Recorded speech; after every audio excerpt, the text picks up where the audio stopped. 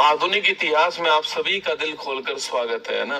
देखिएगा, कमजोर तब रुकते हैं जब वो थक जाते हैं, और जो विजेता होते हैं वो तब रुकते हैं जब वो जीत जाते हैं। तो आधुनिक इतिहास अगले 10 मिनट में आप सभी के सामने आने वाला है, जिसमें 1901 से लेकर के 1947 तक की जो पूरी कहानी होगी वो मैं आपको यहाँ पर बताने वाला हूँ। ठीक है, देखिएगा, 7 अगस्त 1905, याद कीजिए 1905 का जो साल था आपके, करजन साहब इस समय भारत के अंदर वायसराय थे, और इन्होंने भारत के अंदर जो बंगाल जो विभाजन है इसकी घोषणा इन्होंने भारत के अंदर कर दी थी। और इसी के विरोध में कलकत्ता के टाउन हॉल में, कहां पर, कलकत्ता के टाउन हॉल के अंदर जो है, कलकत्ता के टाउन हॉल के अंदर विदेशी वस्तुओं का जो बहिष्कार है इसको स्टार्ट किया गया ना। कलकत्ता के टाउन हॉल में जो विदेशी वस्तु है इसका जो बहिष्कार था इसको चालू किया गया, इसको स्टार्ट किया गया। और वे तारीख कौन सी, वो तारीख थी आपके 7 अगस्त 1905। आपको ध्यान रखना है। आगे देखिए, 16 अक्टूबर 1905, ये वही तारीख है जिस तारीख को बंगाल जो है इसका विभाजन होना तय हुआ था। ठीक है, इसी तारीख को बंगाल जो विभाजन आपके यह तय किया गया था, और इसी तारीख को आपके रक्षाबंधन दिवस के रूप में मनाया गया था। आगे देखिएगा, 1907 पूछूं आपसे, याद कीजिए सूरत अधिवेशन जो है वो इस समय होता है। और सूरत जो अधिवेशन हुआ था, जो कि आपके कांग्रेस का अधिवेशन था, इस अधिवेशन के अंदर रास बिहारी, कौन, रास बिहारी घोष जो है ये आपके इसमें अध्यक्ष बनते हैं।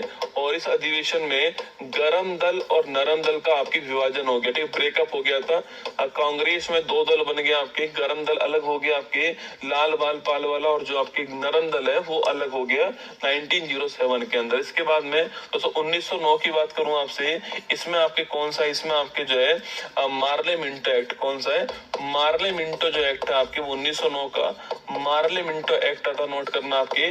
और इसी एक्ट के द्वारा सांप्रदायिक निर्वाचन प्रणाली भारत में स्टार्ट होती है। ठीक है, तो इसी के द्वारा भारत में सांप्रदायिक निर्वाचन जो प्रणाली है इसकी भारत के अंदर शुरुआत होती है। आपको ध्यान रखना है, मार्ले मिंटो एक्ट 1909 के द्वारा। आगे देखिएगा, 9 जनवरी 1915 पूछूं आपसे, जो गांधी जी बैक है ना, जो महात्मा गांधी जी है, महात्मा गांधी जी है वो भारत आ चुके हैं। गांधी जी बैक, आपको ध्यान रखना है 9 जनवरी 1915 को। और 9 तारीख को जो है हम, इसी तारीख को हम प्रवासी भारतीय दिवस के रूप में सेलिब्रेट करते हैं। ठीक है, 1916 पूछूं आपसे, तो कांग्रेस का लखनऊ अधिवेशन हो गया। और आपको याद होगा इस अधिवेशन के हेड कौन थे, अंबिका चरण मजमूदार जो है वो इस अधिवेशन के हेड थे। आपको ध्यान रखना है। और इसी अधिवेशन में कांग्रेस और मुस्लिम लीग जो है इनका आपस में क्या होगा, आपके इनके बीच में आपके पैक्ट हो गया, या फिर इनके बीच में एग्रीमेंट हुआ। और जो नरम दल और जो गरम दल है इनके बीच वापस से क्या होगा, पैचअप हो गया, ये आपस में विलय हो गया। ध्यान रखना है 1916 के अधिवेशन के अंदर। आगे देखिएगा, 1917 की बात करूं आपसे, और इसी आपके 1916 के अंदर ही आपके इसी में देखिएगा आपके बनारस हिंदू यूनिवर्सिटी जो है इसकी स्थापना भी होती है। और इसी वर्ष आपके होम रूल लीग मूवमेंट जो है, होम रूल लीग मूवमेंट जो है यह भी आपकी इसी वर्ष स्टार्ट होता है। एनी बेसेंट और आपके बाल गंगाधर तिलक का नाम आपको ध्यान रखना है ना। और बीएचयू की स्थापना भी इसी वर्ष। आगे देखिए, 1917 की बात करूं आपसे, याद कीजिए, तो 1917 जो आपके कांग्रेस का कलकत्ता अधिवेशन होता है। और इस अधिवेशन की हेड कौन होती है, एनी बेसेंट इस अधिवेशन की हेड होती है। और आपको ध्यान रखना है कि ये कांग्रेस की पहली महिला क्या थी, अध्यक्ष थी। आपको ध्यान रखना है। ठीक है, इसी वर्ष में चंपारण सत्याग्रह होता है, और महात्मा गांधी जी पहली बार इसमें भाग लेते हैं। और ये बिहार के अंदर होता है। और जो नील की जो खेती थी, नील की जो खेती है इसके विरोध में, और यहाँ पर जो प्रथा चल रही थी आपके तिनगठिया प्रथा, इसके विरोध में ये स्टार्ट होता है, चंपारण के अंदर होता है। आपके शुक्ला जी ने महात्मा गांधी जी को बुलाया था, यहाँ पर ध्यान रखना है ना। 1919 पूछूं आपसे, इसमें एक तो रोलेट एक्ट आ गया, याद कीजिए, ना अपील ना दलील जो कानून है आपके वो है रोलेट एक्ट, ना अपील ना दलील ना वकील। ठीक है, अगला पॉइंट, इसी वर्ष में मॉन्टेग्यू चेम्सफोर्ड अधिनियम आ गया आपके। मॉन्टेग्यू चेम्सफोर्ड जो अधिनियम है वो भी इसी वर्ष में आ चुका है, जहां पर प्रांतों में डुअल सिस्टम जो है इसको लागू किया गया, आपको ध्यान रखना है। तो 1919 का रॉलेट एक्ट हो गया और मॉन्टेग्यू चेम्सफोर्ड अधिनियम जो है यह भी 1919 का है। और 13 अप्रैल 1919 को एक घटना होती है आपकी जिसका नाम था जलियांवाला बाग नरसंहार, ठीक है। और ये जो घटना थी आपकी, इस घटना के बाद में अमृतसर के अंदर होती है और इसमें आपके वकील के रूप में भारत की ओर से शरशंकर नायर जो है इनको अपॉइंट किया गया, आपको ध्यान रखना है, ठीक है। आगे देखिएगा 1920 की बात करूं मैं आपसे तो 1920 लिखिएगा। 1920 जो आपके भारत में जो असहयोग आंदोलन है इसकी शुरुआत कब हो चुकी है? 1920 के अंदर जो है इस आंदोलन की शुरुआत भारत में होती है। और जो महात्मा गांधी जी आपके वो क्या करते हैं आपके, वो अपने केसर हिंद की जो उपाधि है इसे त्याग देते हैं, आपको ध्यान रखना है। अगला क्वेश्चन है फरवरी 1922, ठीक है। याद कीजिए चौरी चौरा घटना होती है आपके, चौरी चौरा घटना होती है कहाँ पर? गोरखपुर के अंदर होती है, नोट करना, गोरखपुर के अंदर होती है यूपी में। और इस घटना के बाद में जो असहयोग जो आंदोलन था इसको समाप्त कर दिया गया, ये आपको ध्यान रखना है, ठीक है। इसको अंत कर दिया गया। इसके बाद 1923 पूछूं आपसे, याद कीजिए भाई साहब 1923 जो आपके इस समय स्वराज पार्टी किसकी स्थापना होती है? स्वराज पार्टी की स्थापना होती है, नोट कीजिएगा। और स्वराज पार्टी की स्थापना करने वाले कौन थे? चित्तरंजन दास थे, CR दास थे और मोतीलाल नेहरू। कौन थे? मोतीलाल नेहरू, चित्तरंजन दास, नाम नोट करना। 1923 स्वराज पार्टी, आपको ध्यान रखना है। इसके बाद में 1924 पूछूं आपसे, बेलगाम अधिवेशन होता है। और जो बेलगाम जो अधिवेशन था इसके हेड कौन थे? महात्मा गांधी जी आपके इसके हेड बनते, पहली बार ही हेड बने, ठीक है। इसके बाद 1925 पूछूं आपसे, इस वर्ष में आपके कानपुर अधिवेशन होता है और इसकी हेड कौन बनती है? सरोजिनी नायडू इसकी हेड बनती है। पहली भारतीय महिला हेड कौन आपके? यही थी, आपको ध्यान रखना है। नेक्स्ट क्वेश्चन देखिएगा 9 अगस्त 1925 पूछूं आपसे, इस तारीख को काकोरी ट्रेन एक्शन क्या होता है? काकोरी ट्रेन एक्शन जो है वो इसी तारीख को होता है। पहले इसका नाम काकोरी ट्रेन डकैती था, अब इसका नाम काकोरी ट्रेन एक्शन हो चुका है। 9 अगस्त 1925 राम प्रसाद बिस्मिल, अशफाक उल्ला खान, राजेंद्र लाहेड़ी, लिखना आपके रोशन सिंह और आपके चंद्रशेखर आजाद, ये सब शामिल थे इसके अंदर। 9 अगस्त 1925 काकोरी ट्रेन एक्शन, आपको ध्यान रखना है। इसके बाद देखिए 1927 पूछूं आपसे, साइमन कमीशन जो है, साइमन कमीशन जो है इसका निर्माण होता है 1927 में, इसका फॉर्मेशन हो गया, ठीक है। 7 लोग थे इसमें, सबकी सब विदेशी थे। और 1928 के अंदर ये भारत आ गया ना, 1928 में ये भारत आ गया था। इसका विरोध भारत में होता, साइमन गोबेक के नारे भारत के अंदर लगाए गए, ठीक है। इसी वर्ष में आपके नेहरू रिपोर्ट जो है यह भी भारत में पेश होती है, ये भी आपको ध्यान रखना है। मोतीलाल नेहरू जो है ये रिपोर्ट बनाते हैं 1928, आपको नोट करना है। अगला क्वेश्चन आपके सामने 1929 पूछूं आपसे, तो लाहौर अधिवेशन जो है, लाहौर अधिवेशन ये कब होता है आपके? ये आपके 1929 के अंदर होता, लिखना आपके। और जवाहरलाल नेहरू इसके अध्यक्ष होते हैं और भारत में पहली बार पूर्ण स्वराज जो है इसकी मांग यहाँ पर होती है। और 26 जनवरी 1930 को हमने पूर्ण स्वराज दिवस जो है घोषित कर दिया ना, 1930 में पूर्ण स्वराज दिवस जो है यह घोषित कर दिया गया, आपको ध्यान रखना 26 जनवरी 1930 को। आगे देखिएगा 1930 की बात करूं मैं आपसे, तो इस समय कौन सा, इस समय आपके जो भारत में जो आपके सविनय अवज्ञा जो आंदोलन है ये भारत में स्टार्ट हो गया। और इसी के तहत भारत में याद कीजिए दोस्तों आपके 12 मार्च 1930 से 12 मार्च 1930 आपके साबरमती जो आश्रम है यहाँ से एक आंदोलन स्टार्ट हुआ आपके, जो कि 6 अप्रैल 1930 डांडी पहुंचकर, कहां पर? डांडी पहुंच करके समाप्त होता है।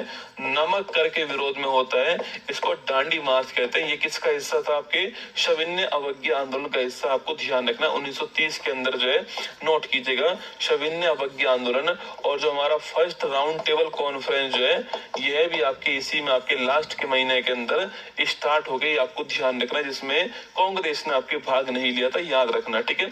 तो सविनय अवज्ञा आंदोलन 1930 नोट कीजिएगा, दांडी में यात्रा 1930 ध्यान आपके, और फर्स्ट राउंड टेबल कॉन्फ्रेंस भी आपको ध्यान रखनी है ना। इसके बाद 5 मार्च 1931 पूछूं आपसे, नोट कीजिएगा, इस आपके इस टाइम पर गांधी इरविन पैक्ट होता है। क्या होता है? गांधी इरविन जो पैक्ट है ये इस तारीख को हुआ था, आपको ध्यान रखना है, ठीक है। इसी के तहत ये तय होता है कि जो कांग्रेस है और सेकंड जो राउंड टेबल कॉन्फ्रेंस है उसमें भाग लेगी, तय होता है ना। 23 मार्च 1931 पूछूं आपसे, याद कीजिए भगत सिंह, राजगुरु और सुखदेव, इन्हें फांसी जो होती है आपके वो कब होती है? 23 मार्च 1931। वो मोहब्बत भी बड़ी कमाल की रही होगी, जिसका रांझा भगत सिंह और जिसकी हीर आजादी रही होगी, और मोहब्बत बड़ी कमाल की रही होगी। 23 मार्च की तारीख आपको ध्यान रखना है। और 1931 के अंदर ही सेकंड राउंड टेबल कॉन्फ्रेंस होती है। इसमें जो महात्मा गांधी जी आपके वो दोस्तों भाग लेने जाते हैं, आपके राजपुताना जहाज से जाते हैं, और फिर थर्ड के अंदर भाग नहीं लेते, है ना। आगे देखिए 1931, मैंने अभी आपसे कहा कि सेकंड राउंड टेबल कॉन्फ्रेंस जो होती है आपकी वो कहाँ होती है? वो इसी में होती है, ठीक है। 1932 पूछूं आपसे, पहली बात तो सांप्रदायिक जो पंचांग है, सांप्रदायिक जो पंचांग है वो कब आता है? वो इसी टाइम पर आता है। लाने वाले कौन था आपके? इसको लाने वाले थे रैमजे मैकडोनाल्ड। कौन थे आपके? रैमजे मैकडोनाल्ड आपके प्रधानमंत्री जो आपके लाने वाले थे इसको। इसके अलावा इसी वर्ष में सितंबर के महीने के अंदर ही पूना पैक्ट होता है, ठीक है। इसी वर्ष में सितंबर के महीने में पूना पैक्ट होता है। पूना पैक्ट किसके बीच में होता है? तो महात्मा गांधी प्लस आपके जो पंडित भीमराव अंबेडकर जी जो हैं इनके बीच में हुआ, आपको ध्यान रखना है। इसके बाद देखिए तो सर 1940 की बात करूं मैं आपसे, तो 1940 लिखना, आपके अगस्त प्रस्ताव जो आपके इस वर्ष का है, आपको ध्यान रखना है 1940 का, ठीक है। इसके अलावा व्यक्तिगत सत्याग्रही जो आपके आंदोलन था यह भी स्टार्ट होता है। और पहला व्यक्ति कौन था आपके? पहले व्यक्ति थे विनोबा भावे, पहले व्यक्ति थे, आपको ध्यान रखना है ना। 9 अगस्त 1942 पूछूं आपसे, तो भारत छोड़ो आंदोलन जो है ये आपके स्टार्ट हो गया। और इस समय लिन लिथगो जो है आपके ये भारत के वायसराय थे। और इससे पहले ऑपरेशन जीरो आवर जो है ये भारत में स्टार्ट हुआ। करो या मरो का जो नारा है आपके, डू एंड डाई का जो नारा है वो भी यहाँ पर दिया गया, आपको ध्यान रखना है, ठीक है। मार्च 1946 पूछूं आपसे, याद कीजिए इस तारीख को आपके कैबिनेट मिशन जो है, कैबिनेट मिशन जो है इसका निर्माण किया गया। आपके कैबिनेट मिशन जो है इसका निर्माण किया गया। याद कीजिए 3 लोग कौन कौन से थे आपके? पैंथिक लॉरेंस, अलेक्जेंडर और स्टेफोर्ड क्रिप्स, ये तीनों शामिल थे इसके अंदर। पैंथिक लॉरेंस जो आपकी ये क्या थे? इसके अध्यक्ष थे, आपको ध्यान रखना है।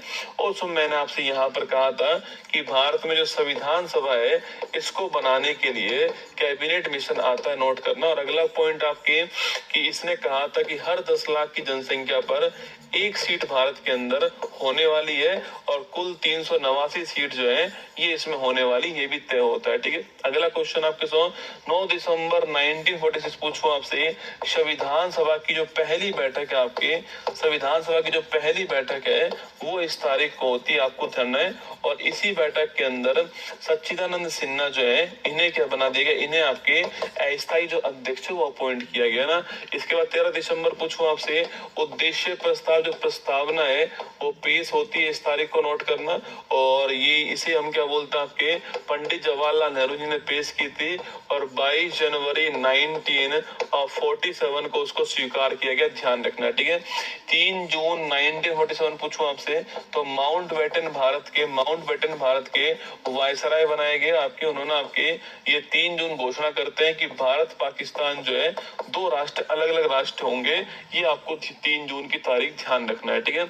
18 जुलाई पूछूं आपसे 1947 आपके, तो भारत का स्वतंत्रता जो अधिनियम है आपके वो किस तारीख का? वो आपके 18 जुलाई 1947 का, ठीक है। 26 नवंबर 1949 पूछूं, संविधान बनके कब तैयार हो गया आपके? संविधान बनके तैयार हो चुका है 26 नवंबर 1949 को, आपको ध्यान रखना है, ठीक है।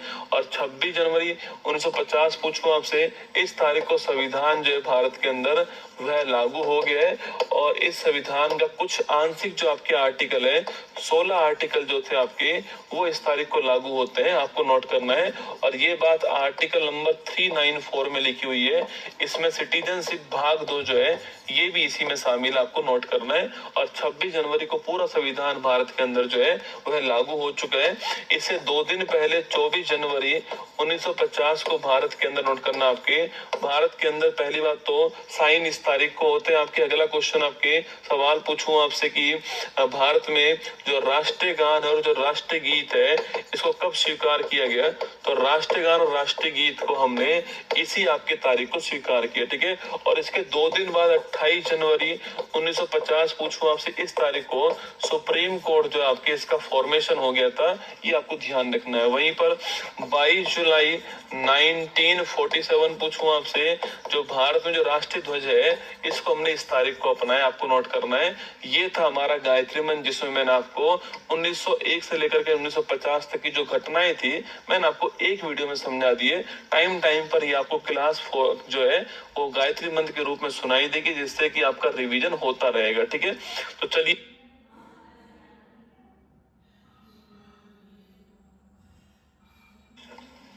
स्टार्ट। हेलो नमस्कार, राम राम साथियों, उत्कर्ष परिवार में आप सभी का दिल खोलकर स्वागत है। राम राम आप सभी को, शिव शक्ति बैच में आपका स्वागत है। और कल की लीला आप सभी को याद होगी। कल दोस्तों हमने बढ़िया क्लास पढ़ी थी। अच्छा, आपने एग्जाम देखा? वो अभी एनटीपीसी का एग्जाम चल रहा है, वो देखना अपना, आपको सारे के सारे सवाल यहीं से मिलने वाले हैं, ठीक है। तो कल मैंने आपको एक आर्टिकल्स के सारे आर्टिकल्स मैंने आपको लगभग पढ़ाए थे, ठीक है। तो अब हम आज 1 घंटा तो हम पढ़ेंगे क्या, क्वेश्चन आंसर जो आर्टिकल की, ठीक है। और हम 15 मिनट दोस्तों दोबारा से हम रिवाइज करेंगे। देखो मैं है ना, आप कभी कभी हो सकता है आपको ऐसा लगे कि यार ये मास्टर रिवीजन बहुत करवाता है, ठीक है। पर आप समझिए मेरी बात को कि मैंने ये बैच स्टार्ट ही आपको रिवीजन के लिए करवाया है ना। इस बैच का उद्देश्य था कि मैं आपको रिवीजन कराऊं, बहुत ज्यादा रिवीजन कराऊं। मतलब ऐसा होना चाहिए कि आप के दिमाग में आर्टिकल घूमे। तो हम आज जो है अभी दोस्तों हम 15 मिनट हम पढ़ेंगे क्या आपके, 15 मिनट हम रिवीजन करेंगे आर्टिकल्स का, और 1 घंटे जो है हम पढ़ने वाले क्या आपके, 1 घंटे हम जो है वो आपके क्वेश्चन आंसर करने वाले हैं, जो कि आर्टिकल्स के होंगे। कुछ नए क्वेश्चन में आएंगे, कुछ क्वेश्चन आपने पहले पढ़े हुए वो भी आएंगे, ठीक है। दोनों चीजें आने वाली है ना। तो चलें शुरुआत करें क्लास की। तो चलिएगा दोस्तों, ये संविधान के जो महत्वपूर्ण आर्टिकल्स थे जो हमने कल डिस्कस किए थे, एक बार फटाफट से सबका दोस्तों रिवीजन जो है वो कर लेते हैं। देखो आर्टिकल 1 क्या बोलता है? आर्टिकल 1 बोलता है India that is Bharat shall be union of state. India जो कि भारत है वह राज्यों का संघ होगा, ये आर्टिकल 201 कहता है, ठीक है। आर्टिकल 2 आपके नए राज्य का जो प्रवेश आपके वो किस में लिखा हुआ आपके, वह आर्टिकल 2 में लिखा हुआ सिक्किम, दोस्तों उसी का एग्जाम्पल था ना। आर्टिकल 3 की बात करो दोस्तों आपसे, तो आर्टिकल 3 में आपके कोई भी राज्य की सीमा चेंज करनी हो, नाम चेंज करना हो, 2 राज्यों को मिला के एक राज्य बनाना हो, वो सारी बातें आपके आर्टिकल 3 में, यह पावर दोस्तों पार्लियामेंट के हाथ में, ठीक है। इसके बाद भाग 2 की बात करूं मैं आपसे, तो आर्टिकल 5 आपके संविधान के निर्माण के समय कौन कौन नागरिक था वो आपके। आर्टिकल 6 आपके पाकिस्तान से भारत हुए आपके लोग जो है वो। आर्टिकल 209 पूछूं आपसे, वह था आपका कौन सा, कि किसी ने अन्य देश की सिटीजनशिप ले ली है तो आपके वहां से हम वापस ले सकते हैं, मतलब अब भारत देश की सिटीजनशिप समाप्त हो जाएगी, वो आर्टिकल 9 था। ये आपको ध्यान रखना, भाग 1 और भाग 2 में पावर किसके हाथ में, संसद के हाथ में, ठीक है। इसके बाद भाग 3 में आर्टिकल 13 हो गया आपके, मैंने कहा था जुडिशियल रिव्यू की बात यहीं पर है आपके। कोई भी अगर संसद का अधिनियम मौलिक अधिकारों को उल्लंघन करता है तो उस अधिनियम को समाप्त करने की पावर सुप्रीम कोर्ट के पास होगी, आर्टिकल 13 ना। आर्टिकल 14 आपके विधि का शासन या फिर आपके विधि के समक्ष समता या विधियों का समान संरक्षण जो है वो आर्टिकल 14 के अंदर है। आर्टिकल 15 मैंने एक कहा आपसे, इसमें धर्म, मूल वंश, जाति, लिंग और जन्म स्थान के आधार पर शैक्षणिक संस्थानों में प्रवेश में किसी में आपके भेदभाव नहीं किया जाएगा। और फिर इसके अपवाद लिखे हुए आपके 15/6 में ईडब्ल्यूएस के लिए 10% रिजर्वेशन जो है शैक्षणिक संस्थानों में प्रवेश के अंदर लिखा हुआ है ना। आर्टिकल 16 मैंने कहा था लोक नियोजन, पब्लिक जो आपके एम्प्लॉयमेंट है उसमें आपके समान आपके जो है अवसर की समानता मिलेगी, आपके इक्वल अपॉर्चुनिटी मिलने वाली 16 के अंदर है। 16/4 में सरकारी नौकरी में आपके रिजर्वेशन की बात है, और 16/6 में आपकी ईडब्ल्यूएस को 10% रिजर्वेशन की बात जो है वो की गई है ना। आर्टिकल 17 पूछूं आपसे, अस्पृश्यता या छुआछूत का जो अंत है आपके, अनटचेबिलिटी का जो अंत है वो 17 के अंदर है। आर्टिकल 18 पूछूं आपसे, तो आर्टिकल 18 आपकी उपाधियों का अंत है। टाइटल जो आपके पुरस्कार की बात नहीं है, अवार्ड की बात नहीं, टाइटल्स का अंत किया गया है। फिर दोस्तों आर्टिकल 19, आर्टिकल 19(1)(a) के अंदर अभिव्यक्ति की और विचार की जो फ्रीडम आपकी लिखी हुई है, वहीं 19(1) के अंदर आपके कहीं भी घूमने की स्वतंत्रता, संघ बनाने की स्वतंत्रता, आपके कहीं बसने का स्वतंत्रता, काम करने का अधिकार, वो सब वहां पे जो है लिखा हुआ है। ठीक है, इसके बाद आर्टिकल 20 की बात करूं आपसे, तो आपको किसी अपराध, आपने कोई अपराध किया उसमें आपको गवाही देने के लिए बाध्य नहीं किया जाएगा। दो सिद्धि से संरक्षण यहाँ पर दिया गया है। कन्विक्शन जो है आपके, उससे संरक्षण यहाँ पर है। और एक अपराध के लिए एक बार दंड मिलेगा, 2 बार नहीं मिलेगा। जियो पार्टी जो है उससे भी संरक्षण यहाँ पर किया गया है।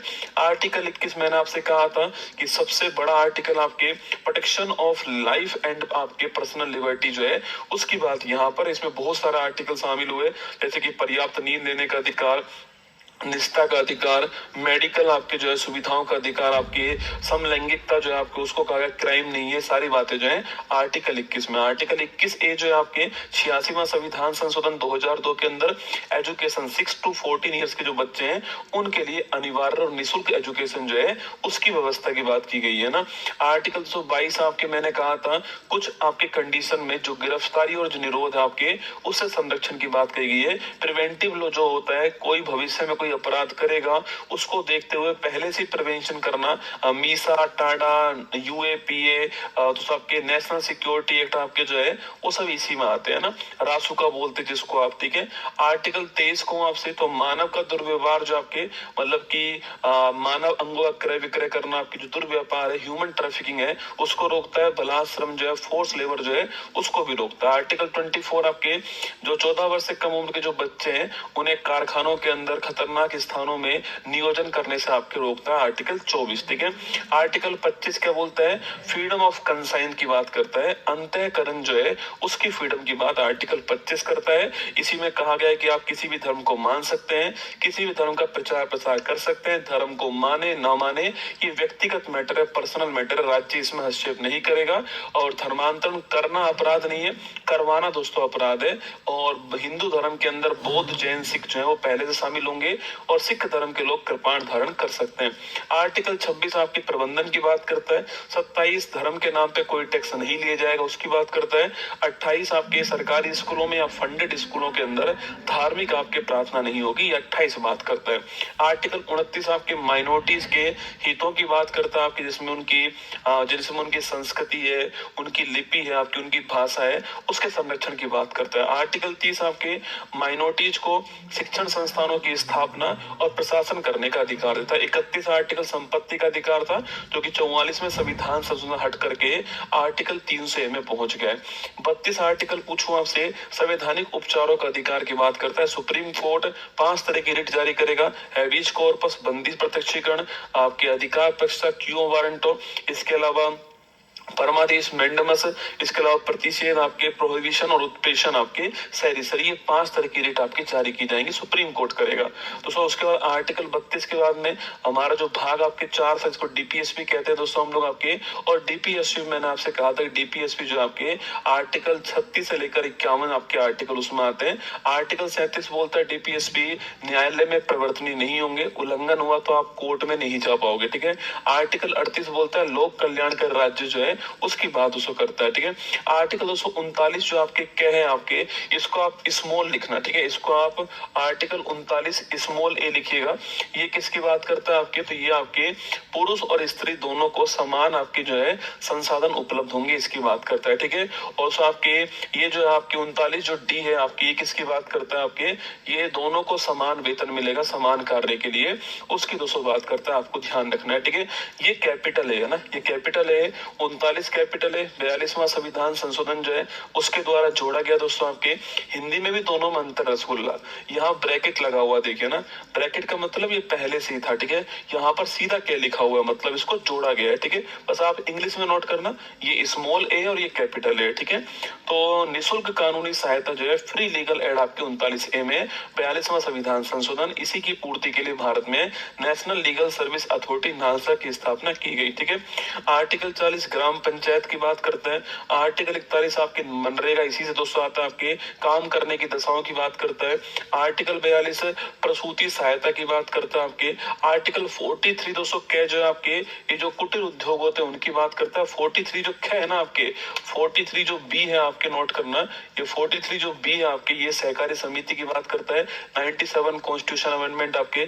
44 यूनिफॉर्म सिविल कोड की बात करता है। समान नागरिक संहिता की बात करता है। 40 दोस्तों आपके 47 आपके पोषण की बात करता है, आपको याद हो पोषण जो है उसकी बात करता है। 48 कृषि पशुपालन की बात करता है और 48 ए जो है पर्यावरण संरक्षण की बात करता है। ध्यान, 50 कार्यपालिका और न्यायपालिका में सेपरेशन ऑफ पावर की बात करता है। 51 जो है अंतरराष्ट्रीय शांति हमारी विदेश नीति की बात करता है, ध्यान रखिए।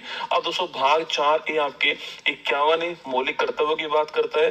42वां संविधान संशोधन जब जोड़ा गया 10 थे, इसमें अब 11 हो चुके हैं। 86वां संविधान संशोधन आपके 51 आपके 1 के जो है आपको ध्यान रखना है, नॉलेज वाला है, शिक्षा वाला है, ठीक है। इसके बाद दोस्तों भाग 5 स्टार्ट हुआ। सबसे पहले राष्ट्रपति आएगा। तो भारत का एक राष्ट्रपति होगा, कहाँ लिखा हुआ आपके 52 में लिखा हुआ है। राष्ट्रपति के पास में एग्जीक्यूटिव पावर होंगी दोस्तों, कहाँ लिखा हुआ आपके 53 में लिखा हुआ है। और 54 में आपके उसका निर्वाचन जो है उसमें कौन कौन भाग लेगा वो लिखा हुआ है। 55 में निर्वाचन की विधि क्या होगी, सिंगल ट्रांसफरेबल वोट सिस्टम, वो लिखा हुआ है। 56 में उसका कार्यकाल लिखा हुआ है। 57 में उसका री इलेक्शन लिखा हुआ है। 58 में उसकी योग्यता लिखी हुई है। 59 में उसकी शर्त लिखी हुई है। 60 में उसकी शपथ लिखी हुई है। 61 में उसका महाभियोग हटाने की जो प्रक्रिया है, इम्पीचमेंट लिखा हुआ है, आपको ध्यान रखना है, ठीक है। इसके बाद 63 की बात करूं आपसे, उपराष्ट्रपति होगा लिखा हुआ है। 64 में उपराष्ट्रपति जो है वो राज्यसभा का पदेन सभापति होगा, ये लिखा हुआ आपके। 66 के अंदर उसका इलेक्शन लिखा हुआ है। 69 में उसकी शपथ लिखी हुई है, आपको नोट करना है दोस्तों। और आपके इसके अलावा जो है 71 में लिखा हुआ है कि राष्ट्रपति उपराष्ट्रपति चुनाव में कोई भी डिस्प्यूट अगर होता है तो उस डिस्प्यूट के निपटान के लिए कौन दोस्तों होने वाला, सुप्रीम कोर्ट होने वाला, ये लिखा हुआ है, ठीक है। इसके बाद 72 की बात करूं, राष्ट्रपति के पास क्षमादान की शक्ति यहीं पर 72 के अंदर दोस्तों आपके। 74 की बात करूं आपसे तो लिखा हुआ है कि राष्ट्रपति को सलाह देने के लिए कौन होगा, मंत्री परिषद होगा, जिसका प्रमुख कौन होगा, प्रधानमंत्री होगा। 75 2 में लिखा हुआ है मंत्री व्यक्तिगत रूप से राष्ट्रपति के प्रति उत्तरदायी होगा। और 75 3 में लिखा हुआ है कि मंत्री सामूहिक रूप से लोकसभा जो है उसके प्रति रेस्पॉन्सिबल होने वाला है। 76 में लिखा हुआ है अटॉर्नी जनरल महान्यायवादी के बारे में, 76 में दोस्तों लिखा हुआ है ना।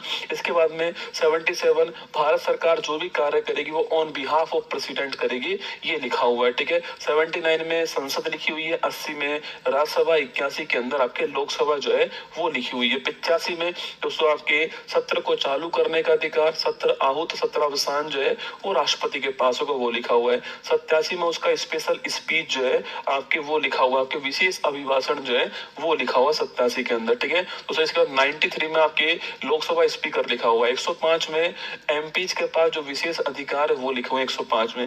108 में ज्वाइंट सिटिंग लिखी हुई है, संयुक्त बैठक लिखा हुआ है। 109 के अंदर धन विधेयक की जो विशेष प्रक्रिया आपकी वो लिखी हुई है। 110 में उसकी डेफिनेशन लिखी हुई है धन विधेयक की, आपको ध्यान रखना है। 112 में एनुअल फाइनेंशियल स्टेटमेंट जिसको आप बजट कहते हो वो 112 के अंदर लिखा हुआ है दोस्तों ना। और इसके बाद में 123 में आपके राष्ट्रपति के पास जो अध्यादेश की पावर है, ऑर्डिनेंस की जो पावर है वो 123 के अंदर लिखी हुई है। 124 पूछूं आपसे, सुप्रीम कोर्ट की संरचना, उसका रिमूवल, उसमें कार्यकाल, वो सब आपके 124 के अंदर लिखा हुआ है, ठीक है। 126 के अंदर एक्टिंग चीफ जस्टिस जो है वो दोस्तों लिखा हुआ है, ठीक है। एक्टिंग चीफ जस्टिस आपके 126 में। अडोक जज कहाँ लिखे हुए हैं आपके 127 में लिखे हैं।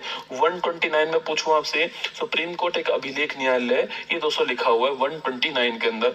137 पूछूं आपसे, याद करो, सुप्रीम कोर्ट अपने निर्णय को बदल सकती है, पावर उसके पास में, बस बड़ी बेंच बैठानी पड़ेगी। 139 में क्या लिखा हुआ आपके, 139 जो है इसमें लिखा हुआ आपके कि अगर सुप्रीम कोर्ट को उन 5 रिट के अलावा कोई और पावर भी देनी है तो पार्लियामेंट दे सकती है ना।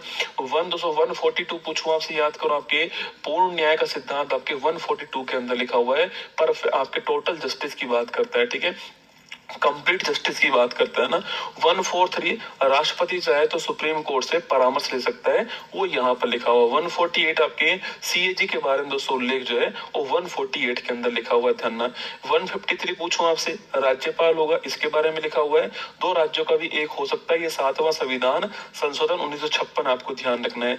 154 पूछूं आपसे, तो राज्यपाल के पास में एग्जीक्यूटिव पावर होंगी, जो राष्ट्रपति के अंदर है वही आपके राज्यपाल में। 156 में आपके दोस्तों 155 के अंदर इसका आपके अपॉइंटमेंट लिखा हुआ है, क्योंकि इसका निर्वाचन नहीं होता, अपॉइंटमेंट होता है। 156 में आपकी जो इसकी पद की अवधि वो लिखी हुई है ना।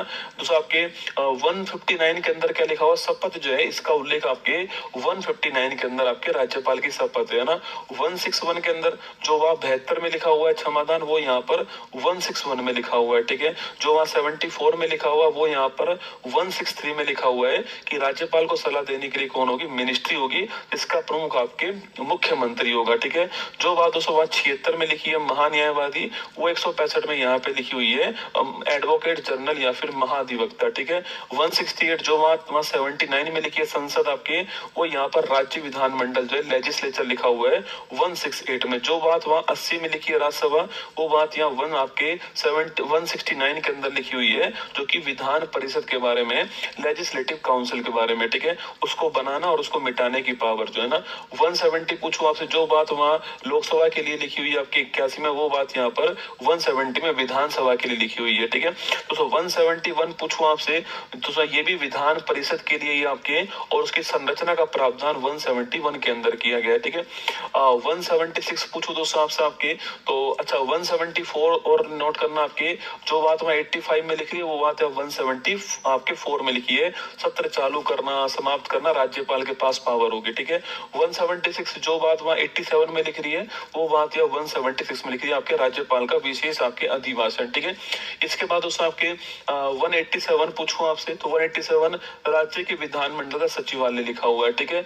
और इसके बाद में 194 पूछूं आपसे, तो एमएलए के जो बात वहां 105 में लिख रही है एमपी का विशेष अधिकार, वो बात यहाँ 194 के अंदर लिख रही है एमएलए के विशेष अधिकार, ठीक है। इसके बाद 199 धन विधेयक के बारे में लिखा हुआ है, 200 विधेयक पर राज्यपाल, जो बात वहां 111 में लिखी है कि राष्ट्रपति के पास कौन कौन से ऑप्शन होंगे कोई बिल आता है तो, वो बात यहाँ पर 200 के अंदर लिखी है राज्यपाल के पास कौन कौन से ऑप्शन होंगे।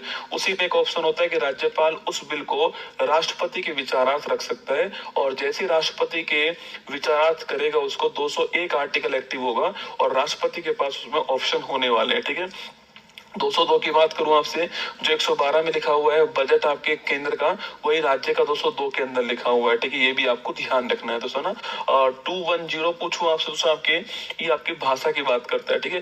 213 जो बात 123 में लिख रही है अध्यादेश आपके, वही राज्य में आपके 213 के अंदर लिखी हुई है, ठीक है। 214 हाई कोर्ट की बात करता है 214, ठीक है। 215 हाई कोर्ट एक अभिलेख न्यायालय, जो 129 में लिख रहा है, वही बात आपके 215 में यहाँ पे लिख रही है, ठीक है। 216 हाई कोर्ट के गठन की बात करता है, ध्यान रखना ना। 223 आपके कार्यवाहक मुख्य न्यायमूर्ति की बात करता है, जो बात वहां पर आपके 126 के अंदर लिखी हुई है, ठीक है।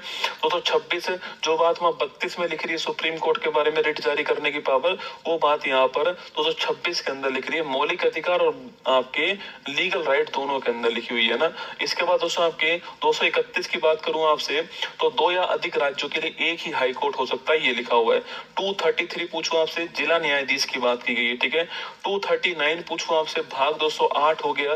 239 यूटी के लिए आपके, तो यूटी की बात आपके 239 में लिखी हुई है, ठीक है। 239 ए पूछूं आपसे, के या फिर ए पूछे आपसे, ये दिल्ली के बारे में बात करता है, नोट करना। और 69वां संविधान संशोधन जो है वो भी आपको ध्यान रखना है, ठीक है। 241 पूछूं आपसे, यूटी के अंदर भी क्या होगा, यूटी के अंदर भी दोस्तों आपके हाई कोर्ट हो सकता है, ये 241 में लिखा हुआ है। 243 में आपके यहाँ से पंचायत राज स्टाफ, मैंने कहा था 243 ए आपके ग्राम सभा की बात करता है, 243 जी आपके ग्राम सभा जो पंचायत उसकी पावर की बात करता है, और 243 आई 242 आपके राज्य वित्त आयोग की बात करता है, 243 के राज्य निर्वाचन आयोग की बात करता है।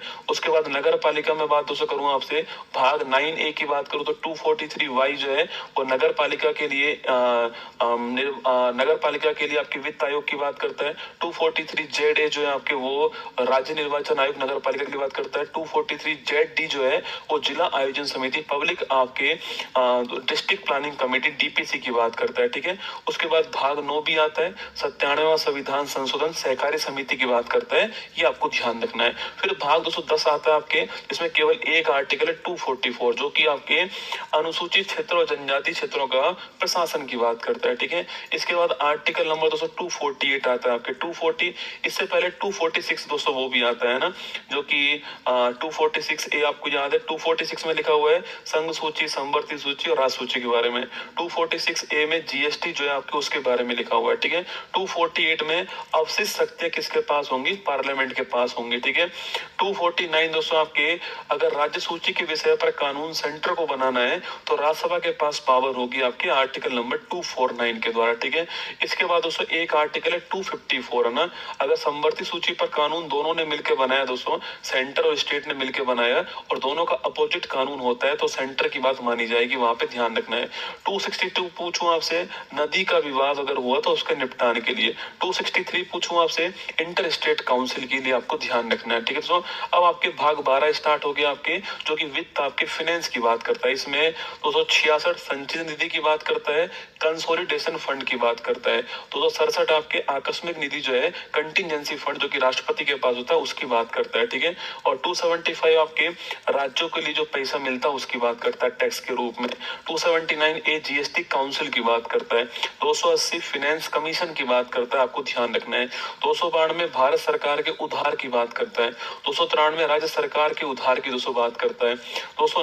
300A आपके ये संपत्ति के अधिकार की बात कर, जो कि पहले 31 के अंदर था मौलिक अधिकार, अब वो 301 के अंदर आ गए। 312 पूछूं आपसे, all India service IAS IPS और वर्तमान में IFS फॉरेस्ट सर्विस भी शामिल है। 315 UPSC और स्टेट PCS की बात करता है, ठीक है। 323 जो आपके इनके प्रतिवेदन की बात करता है। 323A जो है वो CAT की बात करता है, ट्रिब्यूनल की बात करता है। 42वां संविधान संशोधन आपको ध्यान रखना है। 324 आपके इलेक्शन कमीशन ऑफ इंडिया की बात करता है। 326 जो है वो वैक्स मताधिकार की बात करता है, 326 आपके, ठीक है। 330 पूछूं आपसे, 330 लोकसभा के अंदर SC ST का जो रिजर्वेशन है उसकी बात करता है, ठीक है, जो कि 10 साल एक्सटेंड कर दिया गया है। 331 में एंग्लो इंडियन के लिए था लोकसभा में, वो समाप्त हो चुका है। 332 में विधानसभा में SC ST रिजर्वेशन जो है उसकी बात करता है। और 333 के अंदर दोस्तों विधानसभा में एक एंग्लो इंडियन की बात करता था, वो अब समाप्त हो चुका है 104वां संविधान संशोधन के द्वारा।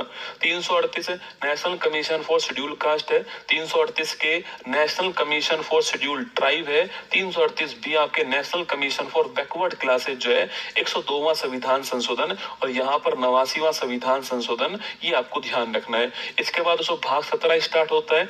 आर्टिकल नंबर 343 संघ की जो राजभाषा है उसकी बात करता है। 344 में इसके लिए आयोग राष्ट्रपति बनाएगा, BG खरे आयोग आपके। इसके बाद 350 के पूछूं आपसे, ये आपके मातृभाषा की बात करता है। 351 हिंदी के विकास की बात करता है। 352 भाग 18 जो है आपके राष्ट्रीय आपातकाल की बात करता है, 3 बार लग चुका है। 355 आपके जो है वो कुछ कंडीशंस की यहाँ पर बात करता है। 356 जो आपके वो राज्य में संवैधानिक तंत्र का विफल होना जो है उसकी बात करता है। 360 जो है वित्तीय आपात की बात करता है। और 361 जो आपके ये भाग आपके 19 से स्टार्ट हो गया, प्रकीर्णन स्कैटरिंग। राज्यपाल और राष्ट्रपति के पास जो विशेष अधिकार होते हैं वो 361 के अंदर होते हैं। 300 तो आपके 364 जो है ये महापतन जो पोर्ट्स होते हैं उनकी बात करता है, ठीक है। 368 संविधान संशोधन भाग 20 की बात करता है, ठीक है। 370 पूछो जम्मू कश्मीर की बात करता है आपके, भाग 21 अस्थायी प्रोविजन, ठीक है। इसी में 371 के नागालैंड के लिए, 371 छे आपके सिक्किम के लिए, 371 छे गोवा के लिए आपके ध्यान रखना है। गोवा के लिए 56वां संविधान संशोधन, सिक्किम के लिए 36वां, नागालैंड के लिए 13वां, ठीक है। 392 दोस्तों आपके 393 जो आपकी इसकी बात करता है, भारत का संविधान इसका नाम होगा, इसकी बात करता है। 394 16 आर्टिकल लागू होंगे 26 नवंबर 1949 से, उसकी बात करता है। और 395 आपके गवर्नमेंट ऑफ इंडिया एक्ट 1935 समाप्त किया जाता है, और भारतीय स्वतंत्रता अधिनियम 1947 जो है समाप्त किया जाता है, ये इसकी बात करता है। तो देखिए, जो चीज दोस्तों मैंने आपको लगभग 2 घंटे में पढ़ाई थी, जो चीज मैंने आपको लगभग 2 घंटे में पढ़ाई थी, कल 2 घंटे हमने पढ़ाई की, 2 घंटे में मैंने आपको यही सारे आर्टिकल पढ़ाए थे, यस या नो। वही चीज मैंने आपको 20 मिनट में पढ़ाई है, जबकि ये काम आपको करना था एक्चुअली में। देखो, जो काम 2 घंटे में था ना, वो 20 मिनट में हो गया। देख रहे हो आप? हो सकता है इसको 2-4 बार 5 बार आपको और पढ़ाऊंगा तो 10 मिनट में हो जाएगा, संभावना है। पर सोच के देखो, क्या केवल 20 मिनट में, केवल 20 मिनट में अगर सारे आर्टिकल आपको याद हो जाए, केवल 20 मिनट में सारे आर्टिकल आप पढ़ लो एक बार, क्या दिन में आप केवल 20 मिनट नहीं निकाल सकते? क्या दिन में केवल आप 20 मिनट्स नहीं निकाल पाओगे? सोच के देखो, केवल 20 मिनट्स में सारे आर्टिकल आपके रिवाइज हो सकते हैं। दिन में 20 मिनट नहीं निकाल पाओगे? निकालो ना 20 मिनट। मैं इसको कट करके नहीं अलग से डलवा दूंगा, ठीक है? ध्यान रखना, इसको कट करके नहीं, मैं अलग से डलवा दूंगा, है ना? आर्टिकल गायत्री मंत्र ऐसा डलवा दूंगा, इसको कट करके नहीं, ठीक है? और आप इसको डेली पढ़ना है। कसम खा लो कि मैं डेली इसको सुनूंगा 20 मिनट, हनुमान चालीसा की तरह, बस इतना खा लो, ठीक है? चलिए, अब क्वेश्चन की दोस्तों बात करते हैं आज से ना। तो हम अब क्वेश्चन के ऊपर आ जाते हैं, ठीक है? देखिए, ये पहला क्वेश्चन है, आराम से देखना है, कुछ नए क्वेश्चन भी मिलेंगे, कुछ नई जानकारी भी आपको मिलने वाली है, ठीक है? 1 घंटे में क्वेश्चन करने वाले। देखिए, सूची 1 को सूची 2 से सुमेलित कीजिए और सूचियों के नीचे दिए गए कोड का प्रयोग करते हुए सही उत्तर का चयन कीजिए। ये आपके हमारे द्वारा सवाल बनाए गए। आर्टिकल 1, आर्टिकल 2, आर्टिकल 3, आर्टिकल 13 दोस्तों ना। यहाँ देखो, नए राज्य का प्रवेश, अरे याद करो भाई दोस्तों, नए राज्य का प्रवेश की अगर मैं बात करूं आपसे, तो नए राज्य का प्रवेश कहां पर है? आर्टिकल नंबर 2 के अंदर, ठीक है? संघ का नाम और राज्य क्षेत्र, अरे कहां पर है? India that is Bharat shall be union of state, article number 1 के अंदर। नए राज्य का निर्माण और वर्तमान राज्य के क्षेत्रों, सीमाओं और नामों में परिवर्तन, ये आर्टिकल 3 हो गया ना। मूल अधिकारों से असंगत या अल्पीकरण करने वाली विधियां, मैंने कहा था ना जुडिशियल रिव्यू वाली बात, आर्टिकल नंबर 13 दोस्तों ना, ये हो गया। तो दोस्तों पूछूं आपसे दोस्तों, ए का दोस्तों आंसर क्या आएगा दोस्तों? आपके ए का दोस्तों आंसर आने वाला है, आपके ए का आंसर आएगा 2, ठीक है? 2 आ गया, तो इसका आंसर आएगा, ए का 2 आंसर आएगा। ए का 2 केवल एक में ही है ना, ए का 2 होगा, बी का 1 होगा, दोस्तों बी का 1 होगा, ठीक बात है आपके। सी का 3 होगा, सी का दोस्तों 3 होने वाला है, ठीक है? और डी का आपके 4 होगा, ठीक है? तो ऑप्शन नंबर 1 करेक्ट आंसर है। अरे आया नहीं आया आपका answer? Option number 1 correct answer है, यस या नो बताओ, कमेंट वो करो ना, रिफ्रेश करो। ऑप्शन नंबर 1 करेक्ट आंसर है, आगे आंसर आपका, कोई दिक्कत नहीं होनी चाहिए। चलो आगे चलते। धर्म, मूल वंश, जाति, लिंग या जन्म स्थान के आधार पर विभेद के प्रतिषेध का प्रावधान भारतीय संविधान के किस आर्टिकल में? तो कौन से 5 आधार हैं? देखो, रिलीजन आधार हो गया, रेस हो गया, कास्ट हो गया, सेक्स हो गया, प्लेस ऑफ बर्थ। देखो, ये तो सवाल दोस्तों आसान है, सीधा सवाल है। सवाल ये पूछता, आर्टिकल 15(1) में किस आधार पर भेदभाव को निषेध नहीं किया गया है? 3 तो ये होते हैं आधार, कोई एक दोस्तों आधार और होता, ठीक है? ऐसा होता सवाल। तो मैंने कहा था आपसे कि आर्टिकल 15 जो है उसमें ये सारी बातें की गई है ना। आर्टिकल 15 में भी आर्टिकल 15(1) जो है उसमें ये सारी बातें की गई है। आर्टिकल 14 तो आपके विधि का शासन की बात करता है, 17 जो अनटचेबिलिटी उसके अंत की बात करता है, 18 जो है उपाधियों के अंत की बात करता है। तो हमारा आंसर हो गया ऑप्शन नंबर बी, हमारा करेक्ट आंसर, आपको ध्यान रखना है। भारतीय संविधान का अनुच्छेद 19 उपलब्ध दोस्तों कराता है, ठीक है? देखो, बढ़िया क्वेश्चन है, ये नया क्वेश्चन मिल गया, देखो ना, PYQ है, नया टाइप का क्वेश्चन है। क्वेश्चन किसी भी प्रकार का दोस्तों पूछ सकता है, मैंने जब दोस्तों आपको आर्टिकल 19 पढ़ाया था अभी मैंने आपको, तो मैंने आपसे कहा था आर्टिकल 19(1) दोस्तों जो है आपकी, इसमें जो ए वाला पार्ट है इसमें क्या है आपकी, इसमें विचार और जो अभिव्यक्ति है इसके फ्रीडम की बात लिखी हुई है ना, याद कीजिए। ये दोस्तों मैंने लिखाया था आपको कि इसकी बात है। इसके अलावा भी मैंने आपको बहुत सारे नाम और लिखाए थे जो कि दोस्तों इसी में लिखे हुए हैं, ठीक है। याद करो दोस्तों, एक तो आपकी ये हो गया दोस्तों, आपकी एक तो ये हो गया, एक दोस्तों इसके अलावा पूछूं आपसे, देखो एक तो हो गया कौन सा, एक तो हो गया विचार अभिव्यक्ति जो है इसकी फ्रीडम दोस्तों आपकी। एक मैंने आपसे कहा था आपके कि संघ बना सकते हो आप शांति पूर्वक, लेना सो शांति पूर्वक आपके कोई प्रदर्शन करना है आपको, शांति पूर्वक आपको जो है सम्मेलन करना है तो उसका करने का अधिकार भी आपके पास में। संघ बनाने का अधिकार दोस्तों आपके पास में, आप संघ बना सकते हो, ये अधिकार भी दोस्तों लिखा हुआ आपके। घूमने का अधिकार आपके पास में, कौन सा, जो घूमने का अधिकार है, आप भारतवर्ष में दोस्तों कहीं भी घूमो, यह अधिकार जो वो भी आपको दिया गया दोस्तों। इसके अलावा कहीं भी बसने का अधिकार आपके पास में, याद कीजिए, कहीं भी बसने का जो अधिकार सो वो आपके पास में आपके। इसके अलावा दोस्तों एक मैंने कहा था आपसे, इसके अलावा जो संपत्ति का जो अधिकार था ये समाप्त हो गया, ठीक है, संपत्ति वाला समाप्त हो गया। इसके अलावा दोस्तों कार्य आजीविका, कार्य आजीविका ये भी अधिकार जो आपके पास में है। तो कितने तरह की फ्रीडम आपके, एक विचार, शांतिपूर्वक सम्मेलन, संघ, घूमना, बसना और कार्य या आजीविका, तो कुल मिला के 6 तरह की फ्रीडम जो है वो आपको दिए गए। देखो वर्तमान में 6 तरह की मौलिक अधिकार हमारे पास में। ये मौलिक अधिकार वाला सवाल नहीं है, आप सोच रहे हो कि जो 6 है संपत्ति का अधिकार हट गया, नहीं दोस्तों, 6 ही हमारे पास में क्या है, 6 ही हमारे पास में फंडामेंटल राइट वर्तमान में, जो कि मूल संविधान में 7 हुआ करते थे। 44वां संविधान संशोधन हुआ और आर्टिकल 31 आपके हट गया, आप सभी जानते हो, ठीक है। और सवाल कभी आपसे ये पूछ ले, देखो बढ़िया सवाल दोस्तों, 1 नंबर का सवाल है। सवाल पूछे कि आर्टिकल 19 में कितनी तरह की फ्रीडम दी गई है आपके, तो यहाँ भी आपके विचार, शांतिपूर्वक सम्मेलन, संघ, घूमना, बसना और कार्य आजीविका, आपको ये 5-6 तरह की जो है वो आपको ध्यान दोस्तों रखना है, ठीक है। तो कभी सवाल पूछे आपसे, अच्छा देखो यह आर्टिकल कौन सा है दोस्तों, ये आर्टिकल है 19(1)(a), ठीक है। ये आर्टिकल कौन सा है 19(1)(b), ये आर्टिकल कौन सा है 19(1)(c), ये आर्टिकल 19(1)(d), ये आर्टिकल 19(1)(e), ये आर्टिकल 19(1)(f और ये आर्टिकल 19(1)(g।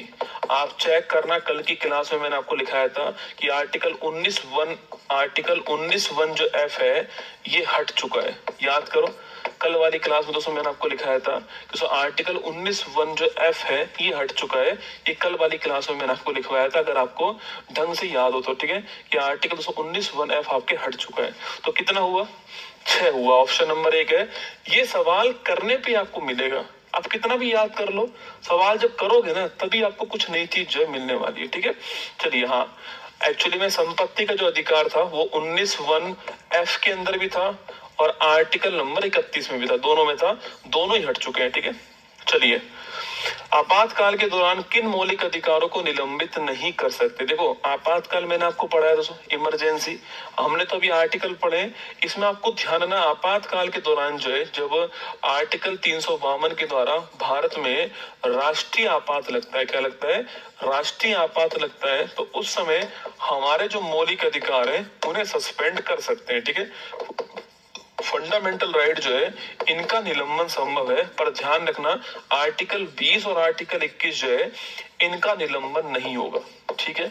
तो आर्टिकल 20 और आर्टिकल 21 का निलंबन नहीं होगा, बाकी सबका निलंबन हो सकता है। तो ये बात ध्यान रखना, कभी सवाल पूछे दोस्तों आपसे कि आपातकाल में, मैं इस लाइन को लिख देता हूँ, ठीक है, मैं इस लाइन को यहाँ पर नोट कर देता हूँ, आप भी जो है इस लाइन को जब भी आपको मौका मिले तो अपनी कॉपी में नोट कर लेना कि ये लिखना, आपातकाल के दौरान, आपातकाल के दौरान, आपातकाल के दौरान